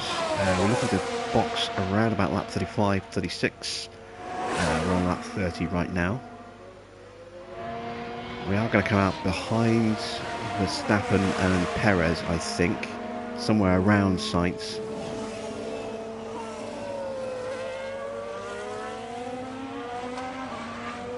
It's going to be close. But I'm expecting all those cars behind us to have to make another pit stop, with the possible exception of Ocon. So, yeah, we're still in a very strong position. We could even increase the pace a little bit if we wanted to. I'm quite happy to run at this pace for now.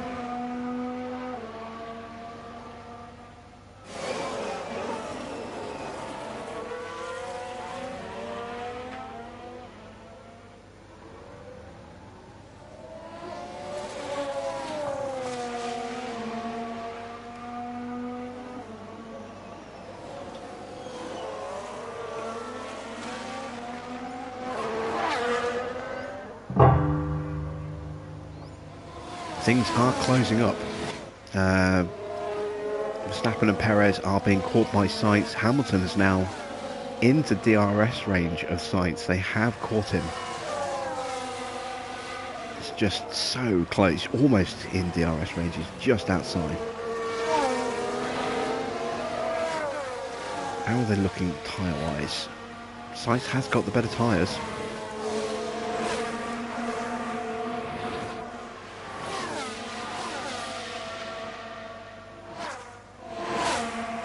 Not quite going to get him this lap, unless Sainz has a poor exit from this next corner.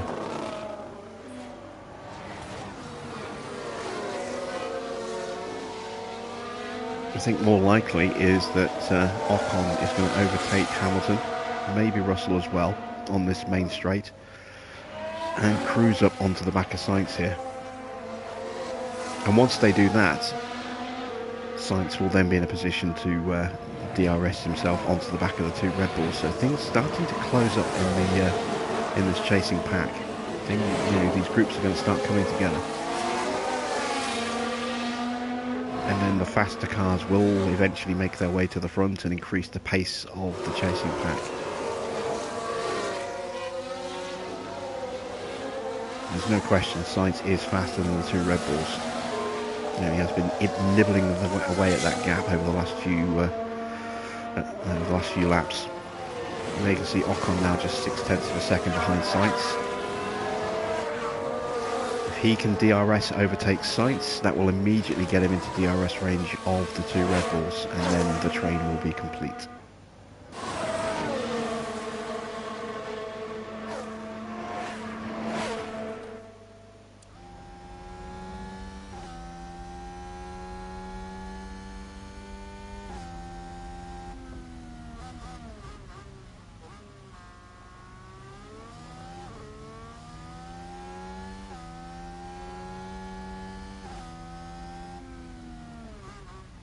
So can Ocon make the move here?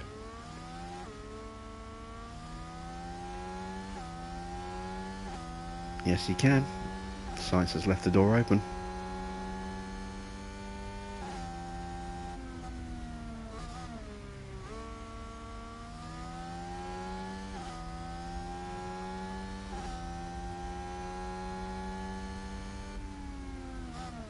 And there we go, Ocon now onto the back of Verstappen, who has just actually dropped off the back of Perez. I'm sure he'll find his way back in there. We are still getting fuel warnings. I am going to run just a couple of laps a slightly lower pace on the fuel, but I am going to compensate for that by pushing the tyre pace back up a touch. So we need to push. Copy. And we'll need lift off. Copy that.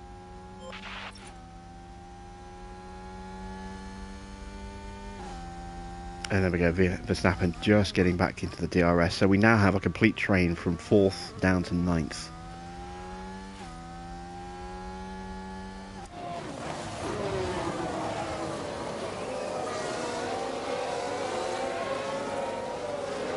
And surely it's just a matter of time now till Sainz starts moving forward again.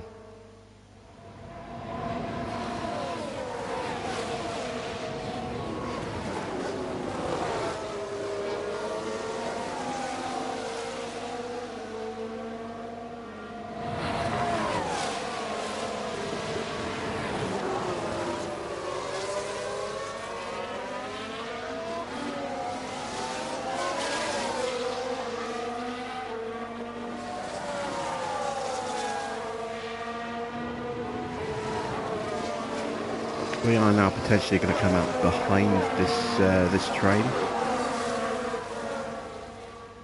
which would not be ideal. How long are they from pit stops? Hamilton is going to be the first of them to pit, I think. I think we're probably another 5 laps away from them making stops.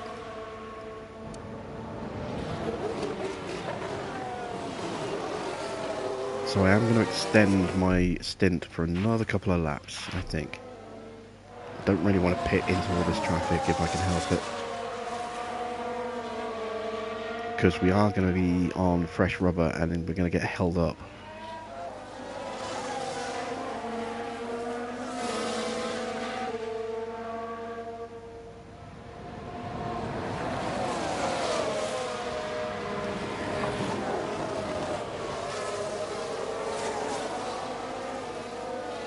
Ocon fights his way up into 5th place.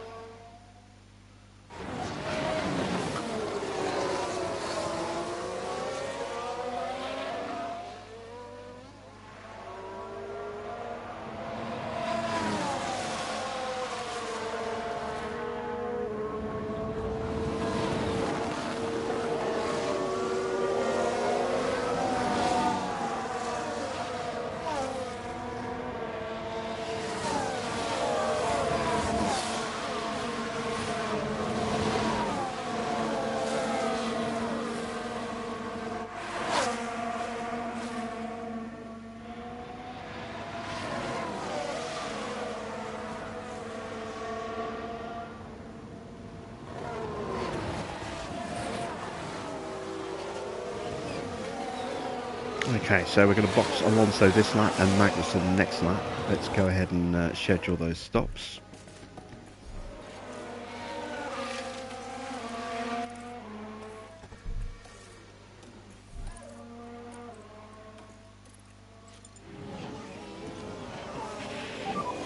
And box this lap. Box. Box, box.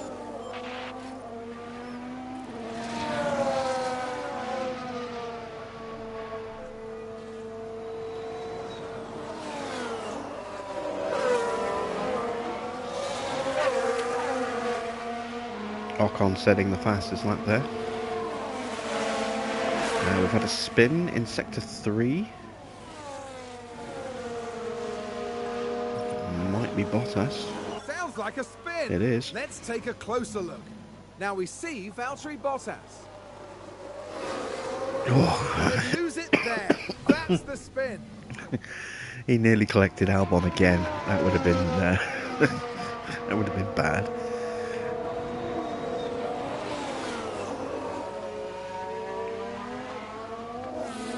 Alright, so Alonso's boxing.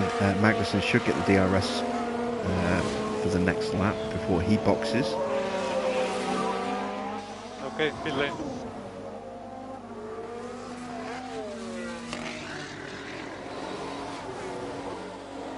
There we go. Magnussen goes through with DRS.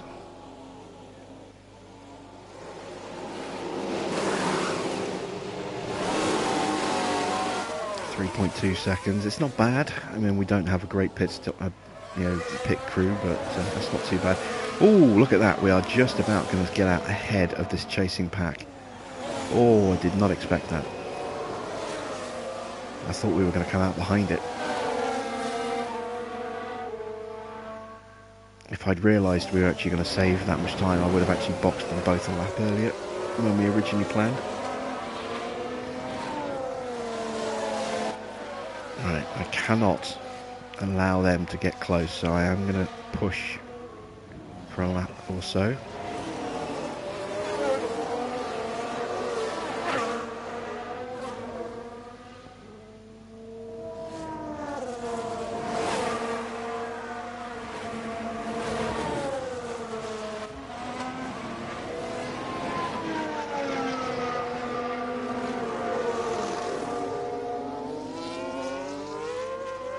This is going to be a little bit tighter for Magnussen.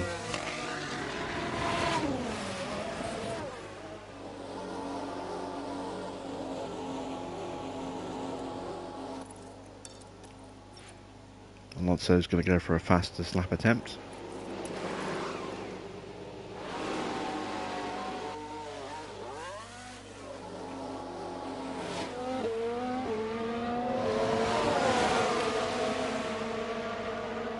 And Magnussen is going to get out ahead of the traffic, but only just. So deployed. Copy. Now we have to push him hard quickly to get him away from the chasing Red Bulls. Do not want to be dragging them further along.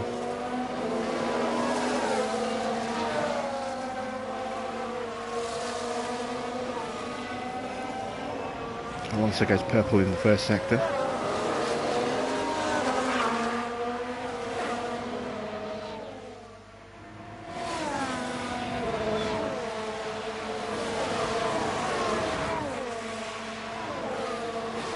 And purple in the middle.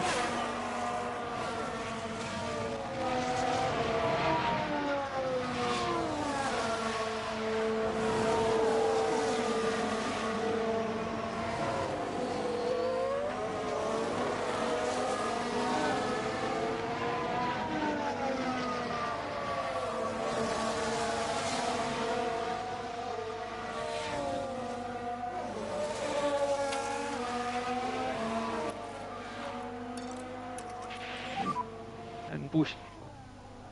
And there we go, fastest lap for Fernando Alonso. Let's calm him down now.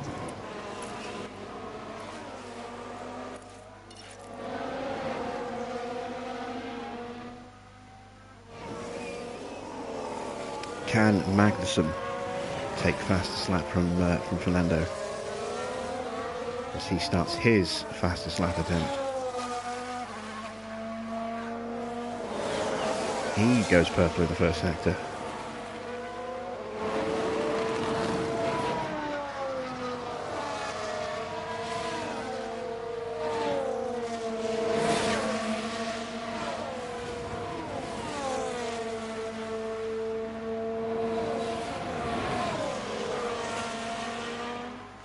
Purple in the middle.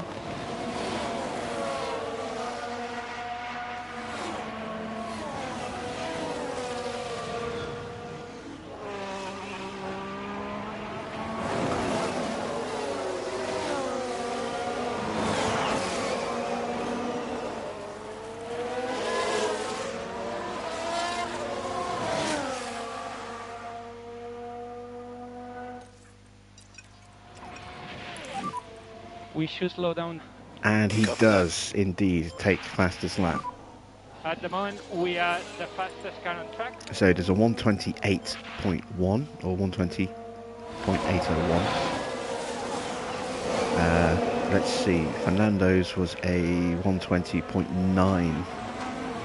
So a tenth of a second.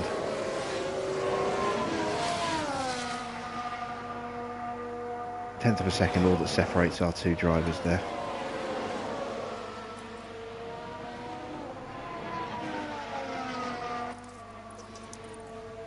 Now we'll start charging them back up again. And charge button on. Charge button on. I don't know if those fastest laps are going to be enough. because I am expecting a flurry of cars going onto softs at the end.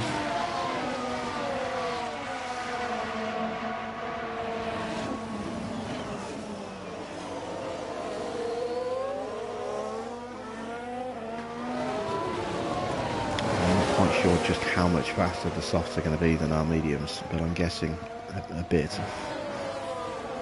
Especially seeing as we're in conserve mode still.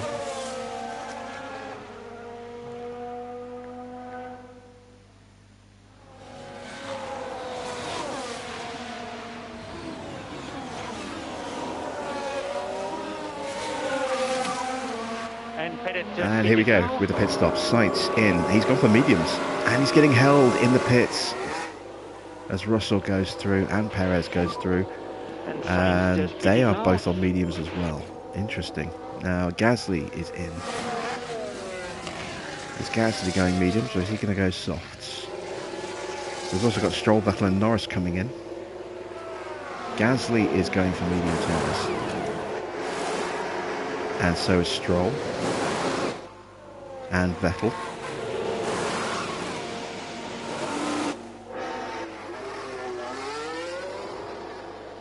I think Norris went mediums as well. Yes, he did. And so did Schumacher. So no one going for softs yet.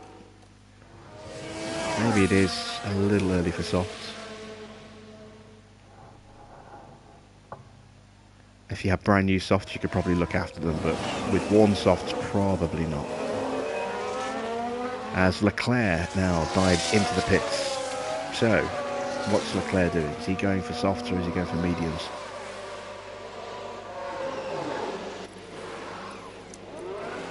He's going mediums. Okay, so we are in a very, very, very good shape here.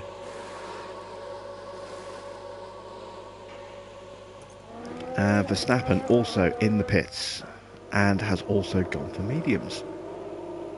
I am surprised no one's gone for softs yet.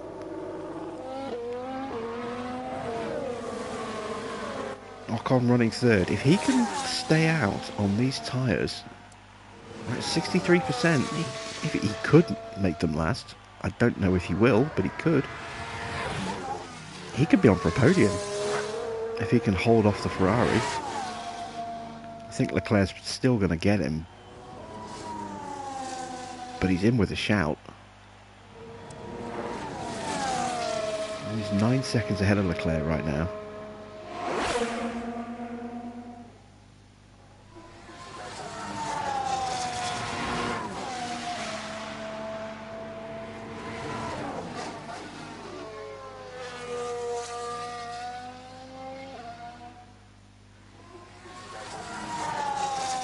But if he can just go one or two more laps before, if he is going to pit, just goes another 2 laps or so and then go on to softs, he will have a huge grip advantage over Perez, Hamilton, Verstappen and Sainz. And Russell.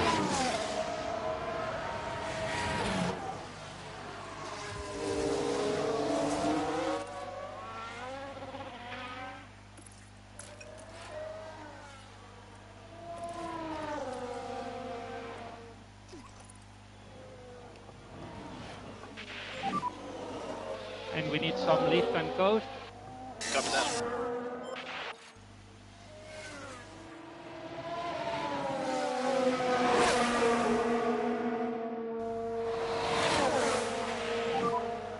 And charge button off, charge button off. Copy.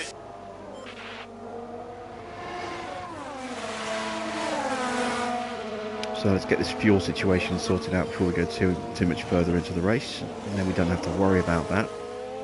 It does mean we are going to lose a little bit of ground to Leclerc while we are running multiple conserve modes.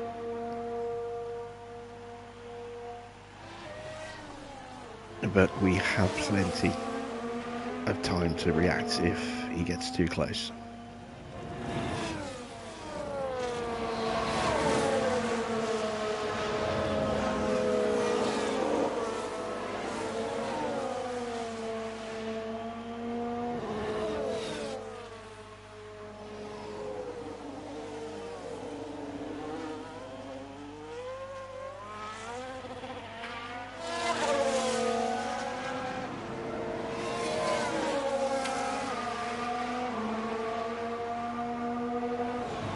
as Latifi gets lap, as opposed to Latifi getting left.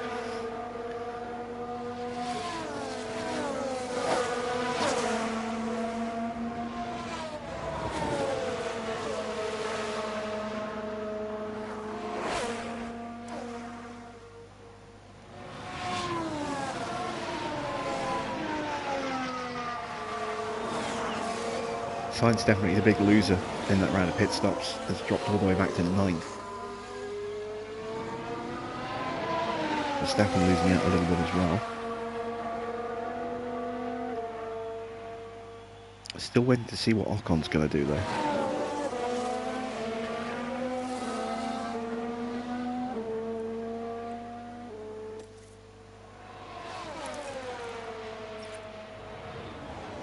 Okay, one more lap of fuel saving.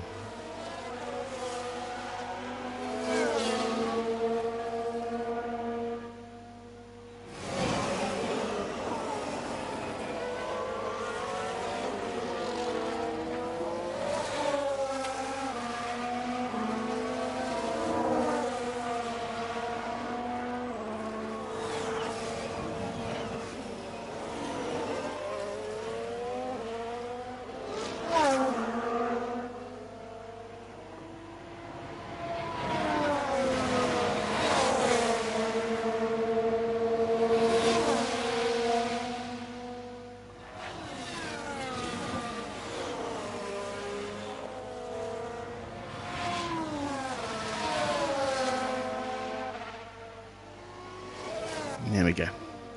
So let's turn off the fuel save.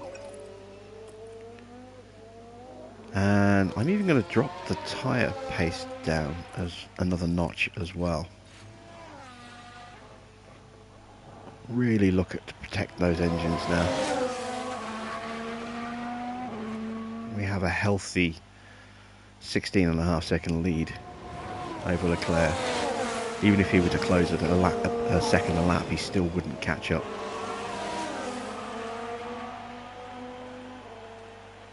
Given that there are only 13 laps left. Ocon's still out there.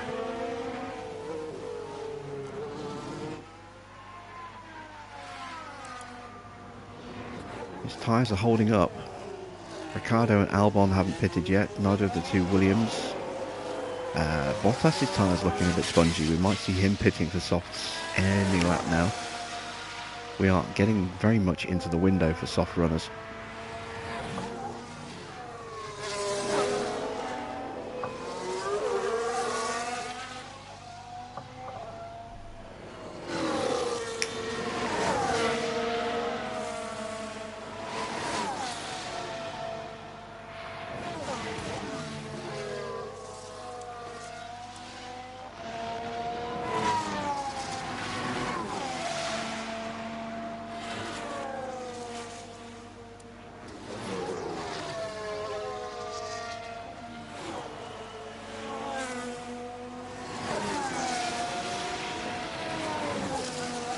Going to keep an eye on Ocon for a couple of laps, see what he does.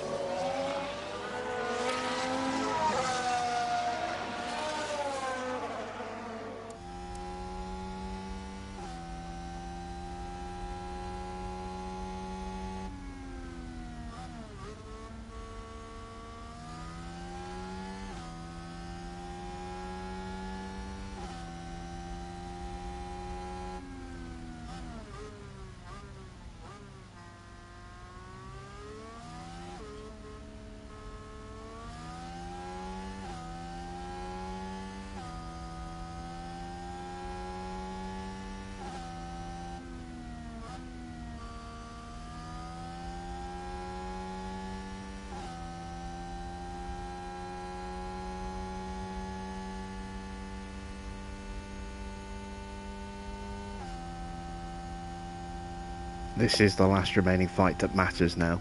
Hamilton too far back for the chasing group of him, Perez, Russell, Verstappen and Sainz to get involved. So it is down to Ocon versus Leclerc. Is Ocon going to stay out and have a chance at the podium? Is he going to pit for softs and try and fight his way back up into 4th? he's going to pit, he needs to do it now. He's staying out.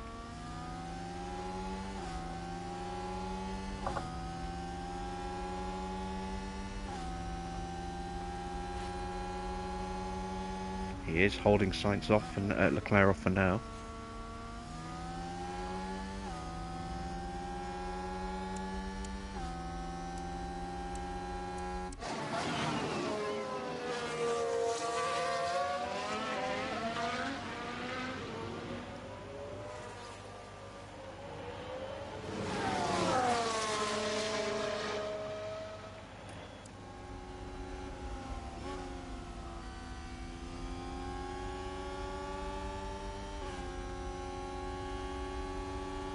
Leclerc's going to have a significant grip as well as pace advantage here on those newer medium tyres. And the fact that he's in a Ferrari, not an Alpine. But if Ocon stays in his DRS, he will be able to fight him all the way to the line.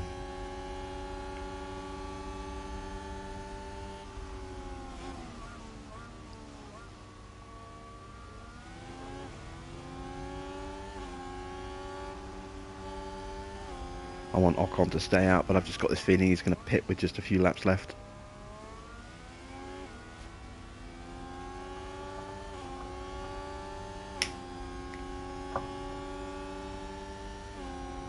And this is hurting Leclerc so bad it's killed his chances of closing up to our cars.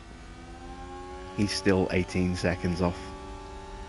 He can't find a way through. He's got so much more pace. Oh, here we go, up the inside.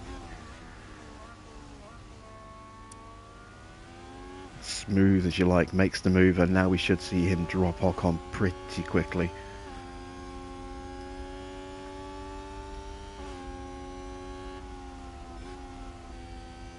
Ocon is losing time hand over fist to Russell as well. You can see he lost 2.5 seconds on that previous lap. I think Ocon, if he doesn't pit, is going to fall down the order anyway, so he may as well now pit for softs and just try and push his way back up again.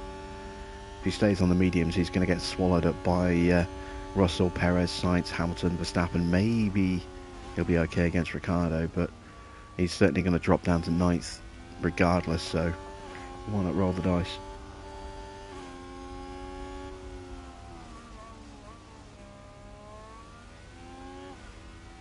And he stays out.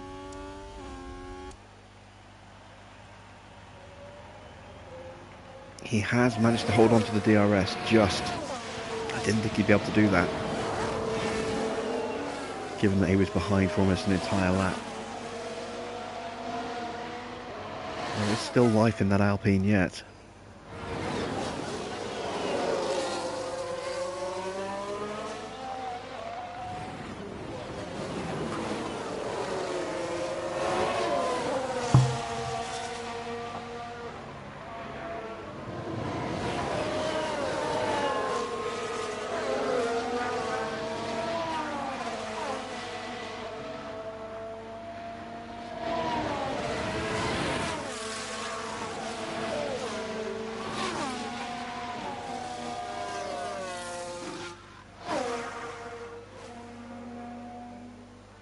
Ah, now it's too much.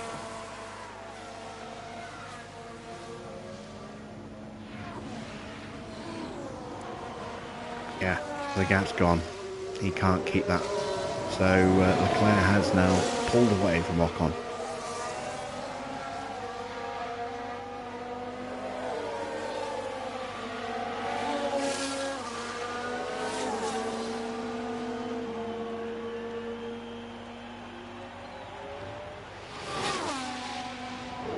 And there you can see the pack in the background hunting him down.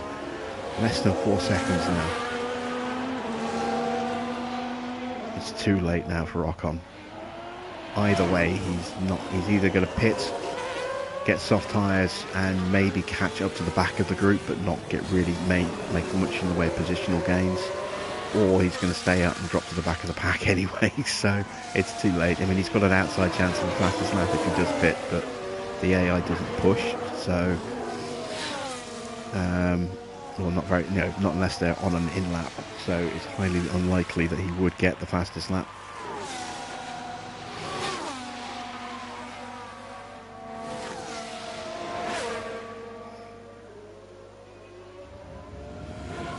So I think Ocon's race is just slowly going to start falling apart over the next few laps now.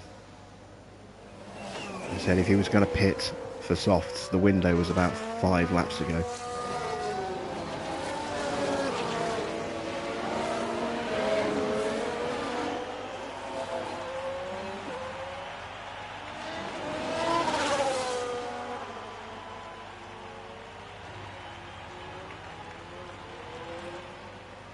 Yeah, it's just bleeding time, look.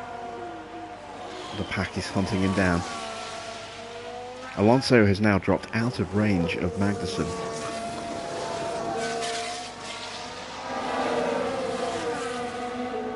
Is that because of Tsunoda? Let's have a look. Yes, it is.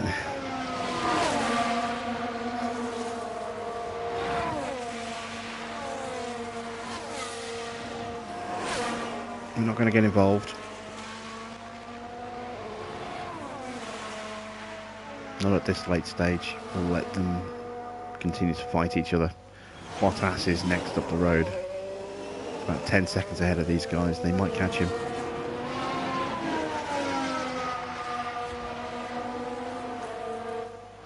Meanwhile, Ocon now about to come under some serious pressure from Hamilton.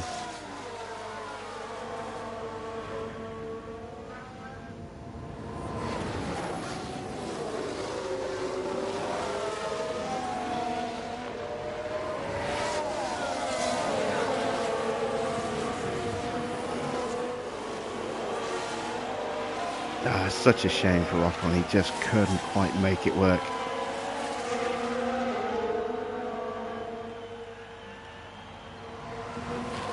As he gets swallowed by both Mercedes and a Red Bull as well, side by side. He drops 3 places in one straight. Oh, that's painful to watch. And here comes Verstappen and Sainz to complete the route.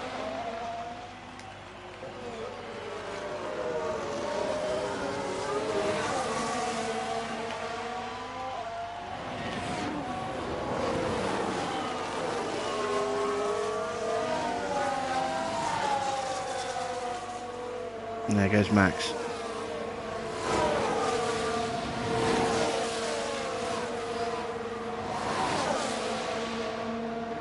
Oh, and to add an insult to injury, he's going to get, he's going to gift DRS to both of those cars chasing him. And they're both just going to swoop past him now. There we go. Oh, poor Esteban. Copy that. He will pick up DRS on the main straight, but he won't be able to stay with this group for long, the way he's been dropping off.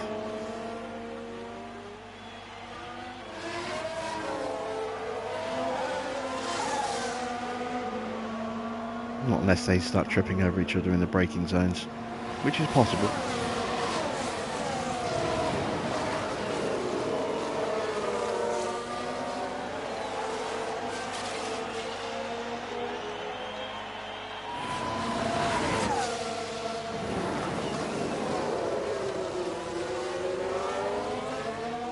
What a shame. Right, Alonso 1.6 seconds now off the back of Magnussen. Bottas not in sight yet, not in range. He is right on the back of the 2 Aston Martins. They're a couple of corners ahead. Just coming through the last turn now. Don't know if they're going to catch those guys before the end of the race. We might do. 4 laps to go.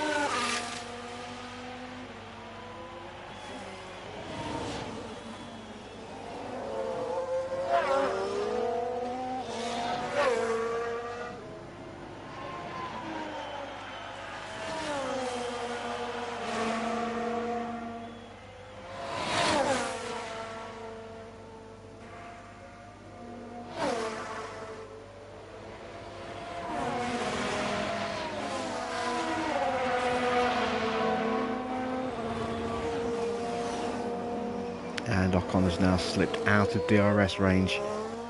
He's not going to get back before the next zone coming up. And that is him now consigned to 9th place. There's no one for him to latch onto. There's no one behind to help overtake and bring him back into the group. He is going to start slipping into obscurity. His teammate 25.5 seconds behind him.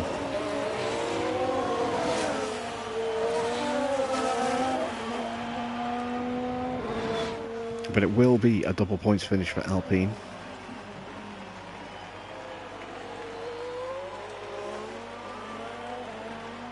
Alfa Romeo really disappointing and struggling still. Bottas down in 17th. Does he? He is on soft tyres, so somebody did go onto softs. Albon's tyres are looking a bit shaky. 33%. Is he going to make a last gasp stop? At this point, he'd be better sticking with what he's got. He's in a queue behind his teammates, and with Vettel and Norris behind him. If he pits, he's going to drop effectively to 19th behind Tsunoda.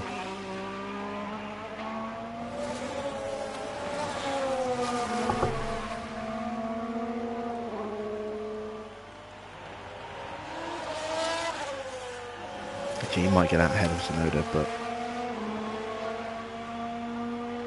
yeah, he'll get out ahead of Tsunoda, but it would be a pointless Then thing it to will do. be 2 laps. Right, 2 laps to go. We are not going to catch Bottas by the look of it. So, Magnussen has been eking out an extra 10th or so a lap every lap for the last few laps now. The gap's up to 2 seconds. Looks as though this one is going to be Magnussen's race. He has the fastest lap. He has the pole position. And he has the lead of the race. It's going to be the Grand Slam for him.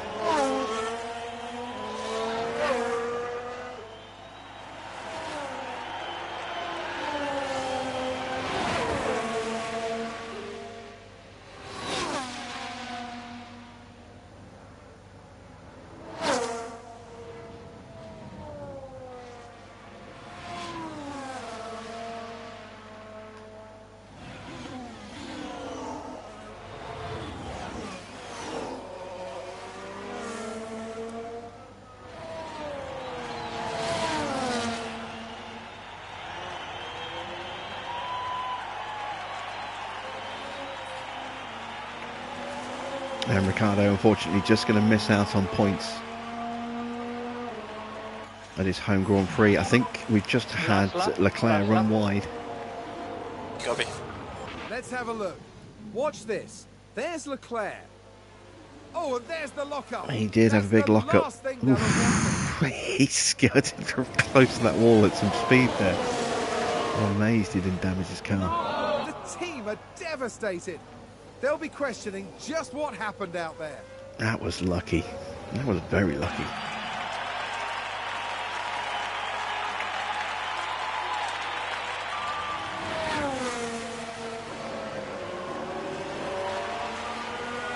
There we go.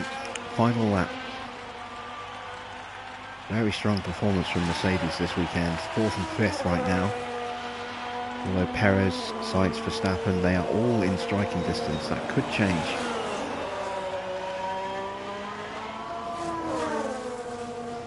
As Russell overtakes his teammate, we've got another lockup. It's Russell. Russell has locked up, and it has all changed. That's a lockup. Here's the replay. Now let's look at this. Here's Just George praising Russell. how good a job that they've been doing, and then immediately And they've locked up. curse to the commentator there. What a shame for Russell. He was having such a good race. He was just about to take 4th from his teammate, and in the process he's dropped all the way back to 8th.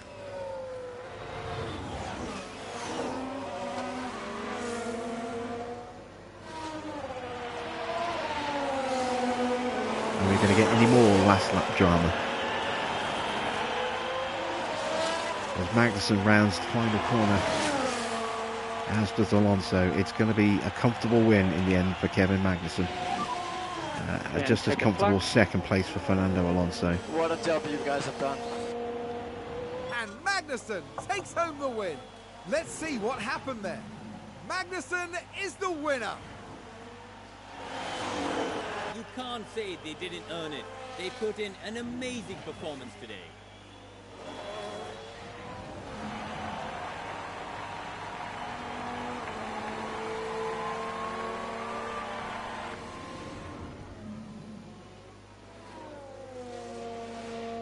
There we go. Leclerc across the line, takes third and completes the podium. Hamilton's going to come home in fourth, ahead of Sainz, Perez, Verstappen. Russell dropping back to eighth after that unfortunate lock-up. Ocon had the chance of a podium, but it just fell away from him at the end there. He comes home in ninth, and then it's a long wait all the way back to Gasly to complete our top 10. He is comfortably ahead of Ricciardo in the end.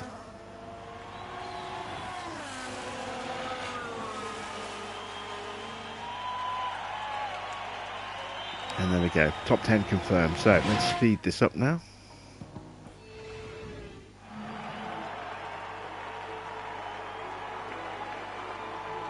Kevin Magnussen showing us how it's done. A great result.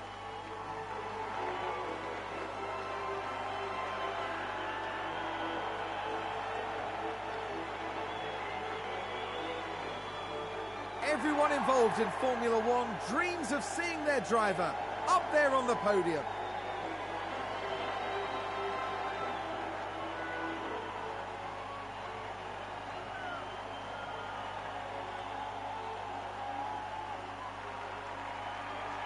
Well, the Dane had a very impressive race, really delivering when the pressure was on.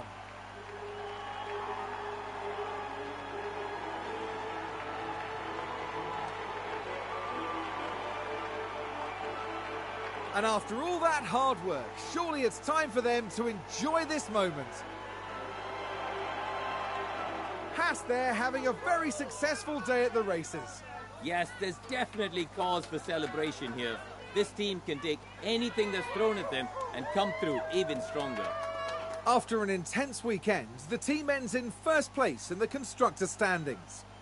Now the teams will be looking ahead to Imola, where the season progresses with the Emilia-Romagna Grand Prix. Get ready for some fierce competition. And there we go. Another 1-2 for the team. Another fastest lap. Another pole position.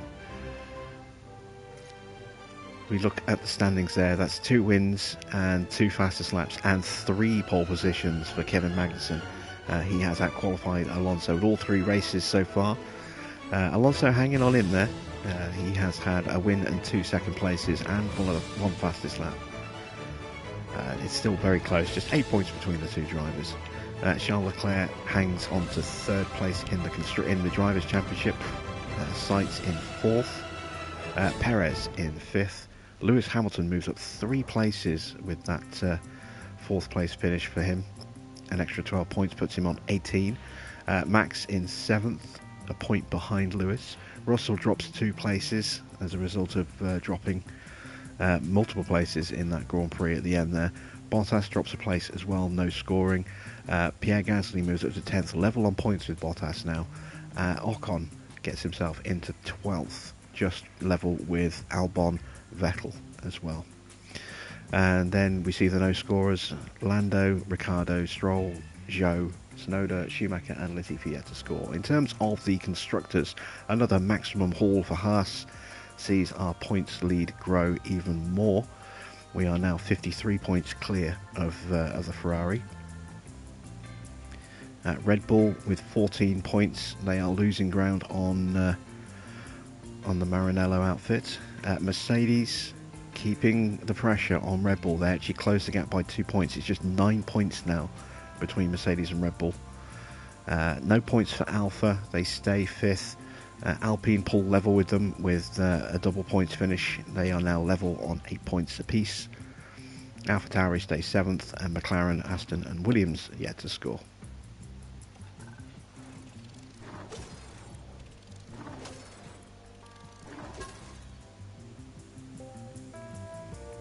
an impressive race for Fernando, an exceptional race for Kevin, and maximum points earned for Logan. We pay out the 440,000 to Kevin again, as we're going to be doing pretty much every single race. He's going to cost us a fortune in bonuses this season. In terms of sponsorships though, we get a nice 7 million payout.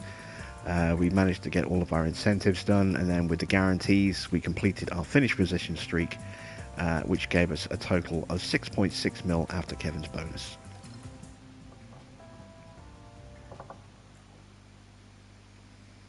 So let's go ahead and check our inbox.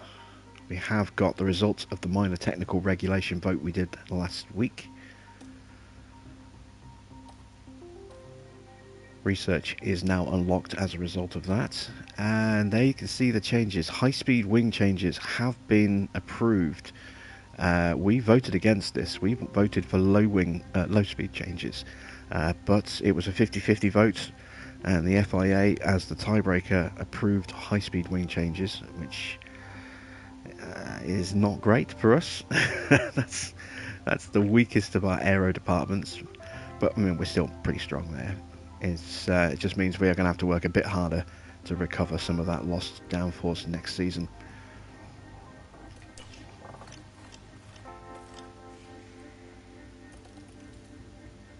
Our boardroom is now in poor condition. We're getting a warning that we're in low stock for suspensions, but that's okay because we are going to be making a brand new suspension in just a day or two. There we go. So let's go ahead and manufacture this new suspension. The Grand Prix is in 2 days, so we're going to rush.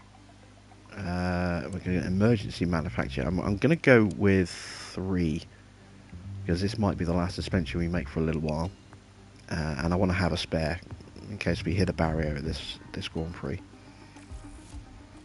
There we go. I do have spare underfloors, I think. Yes, I got 1 spare underfloor. Good. Might need it here. This Grand Prix has a tendency to do underfloor damage if you ride the curbs.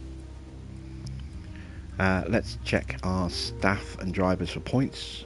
Fernando doesn't have 1, Kevin doesn't have 1, Logan does. And we will go ahead and improve his cornering.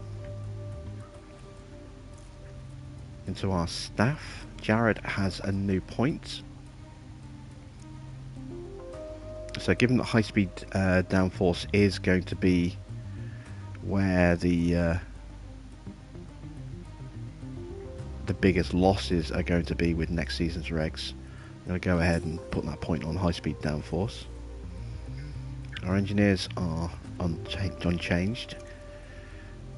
Let's go ahead and develop a new part for the car. So let's see where we are. Brake cooling is 5th. We haven't actually fitted the new suspension yet. Let's go ahead and do that. There we go.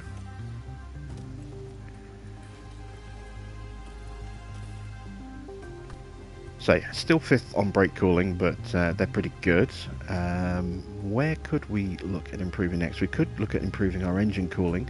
That would also give us an improvement to our drag reduction as well.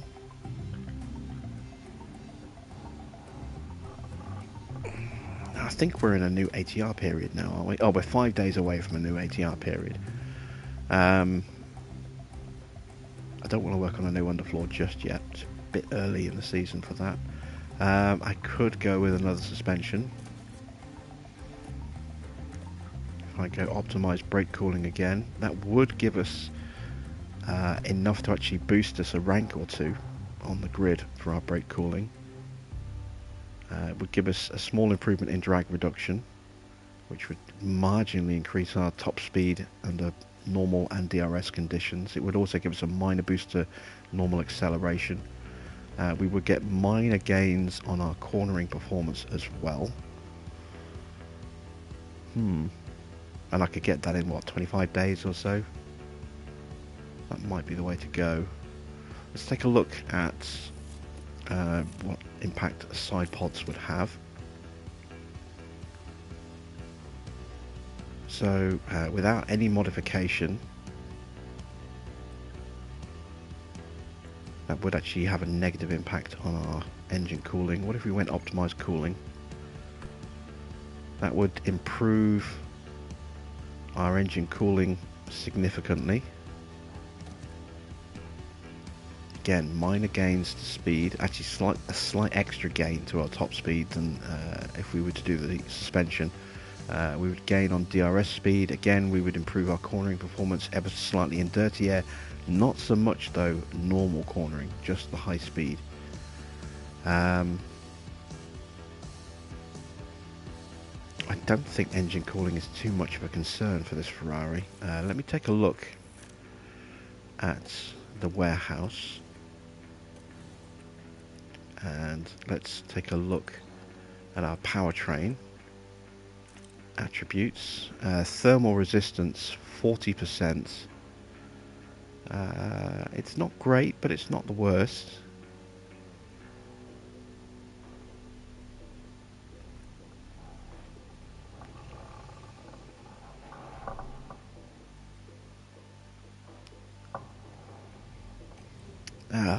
Decisions.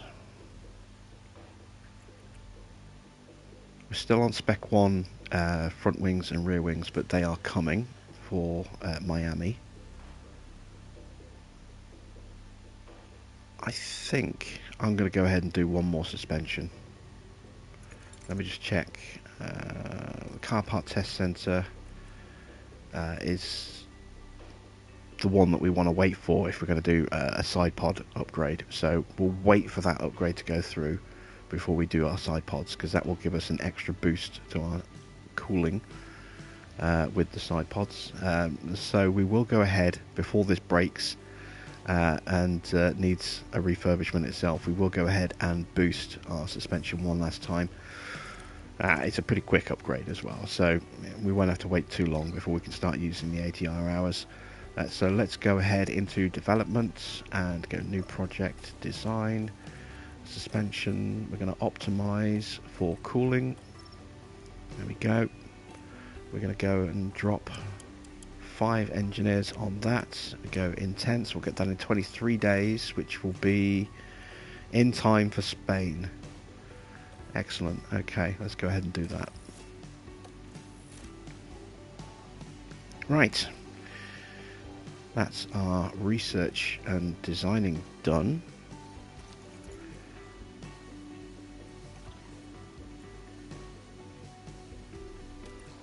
I am going to go ahead and refurb our race sim now. That's going to take 17 days to do. That leaves us with about 1 million left. We'll get obviously a payday from Imola, which we'll be able to use to pay for the new front and rear wings, and then hopefully start some more upgrades on the car as well. We've got some scouting complete. Who will be scouting? Jean Piero and Chris Cronin. We'd started scouting engineers, hadn't we? So let's go ahead and carry on with that. So we'll do full scouting on Jason Pryor and full scouting on Chris Hayes.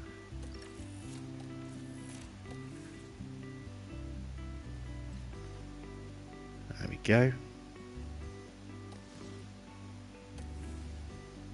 Now we can start to see who's going to be available at the end of the season with a view to potentially replacing Pedro. He's a good lad, but it'd just be nice to have that audio of the engineer if we can get a good one nice and cheap. So there we go. We have arrived at the beginning of prep for another race day. So that's it for tonight. We have had a very successful race, a very comfortable race at Melbourne tonight. Another 1-2, another fastest lap, another pole position, and a lot of engine saving in that race at the end as well. We were able to comfortably keep our lead up, even on the slowest tyre setting, which really will help us with a little bit of extra performance available to us that other teams might not have going into the next 2-3 races. This is increasing our chances of being able to run at a slightly lower engine setting here and in Miami, which means that we'll be able to potentially use those engines in Monaco without too much of a penalty as well, which would be great. If we can get through the first 7 races without needing to change one, that would be really good. So tomorrow we'll be back same time, 10:30 p.m. UK time, for the next race, which will be the Emilia-Romagna Grand Prix at Imola. So until then, thanks for watching. I am Jim Bob, and I'll be back with some more F1 Manager 22 with HAAS tomorrow. See you soon.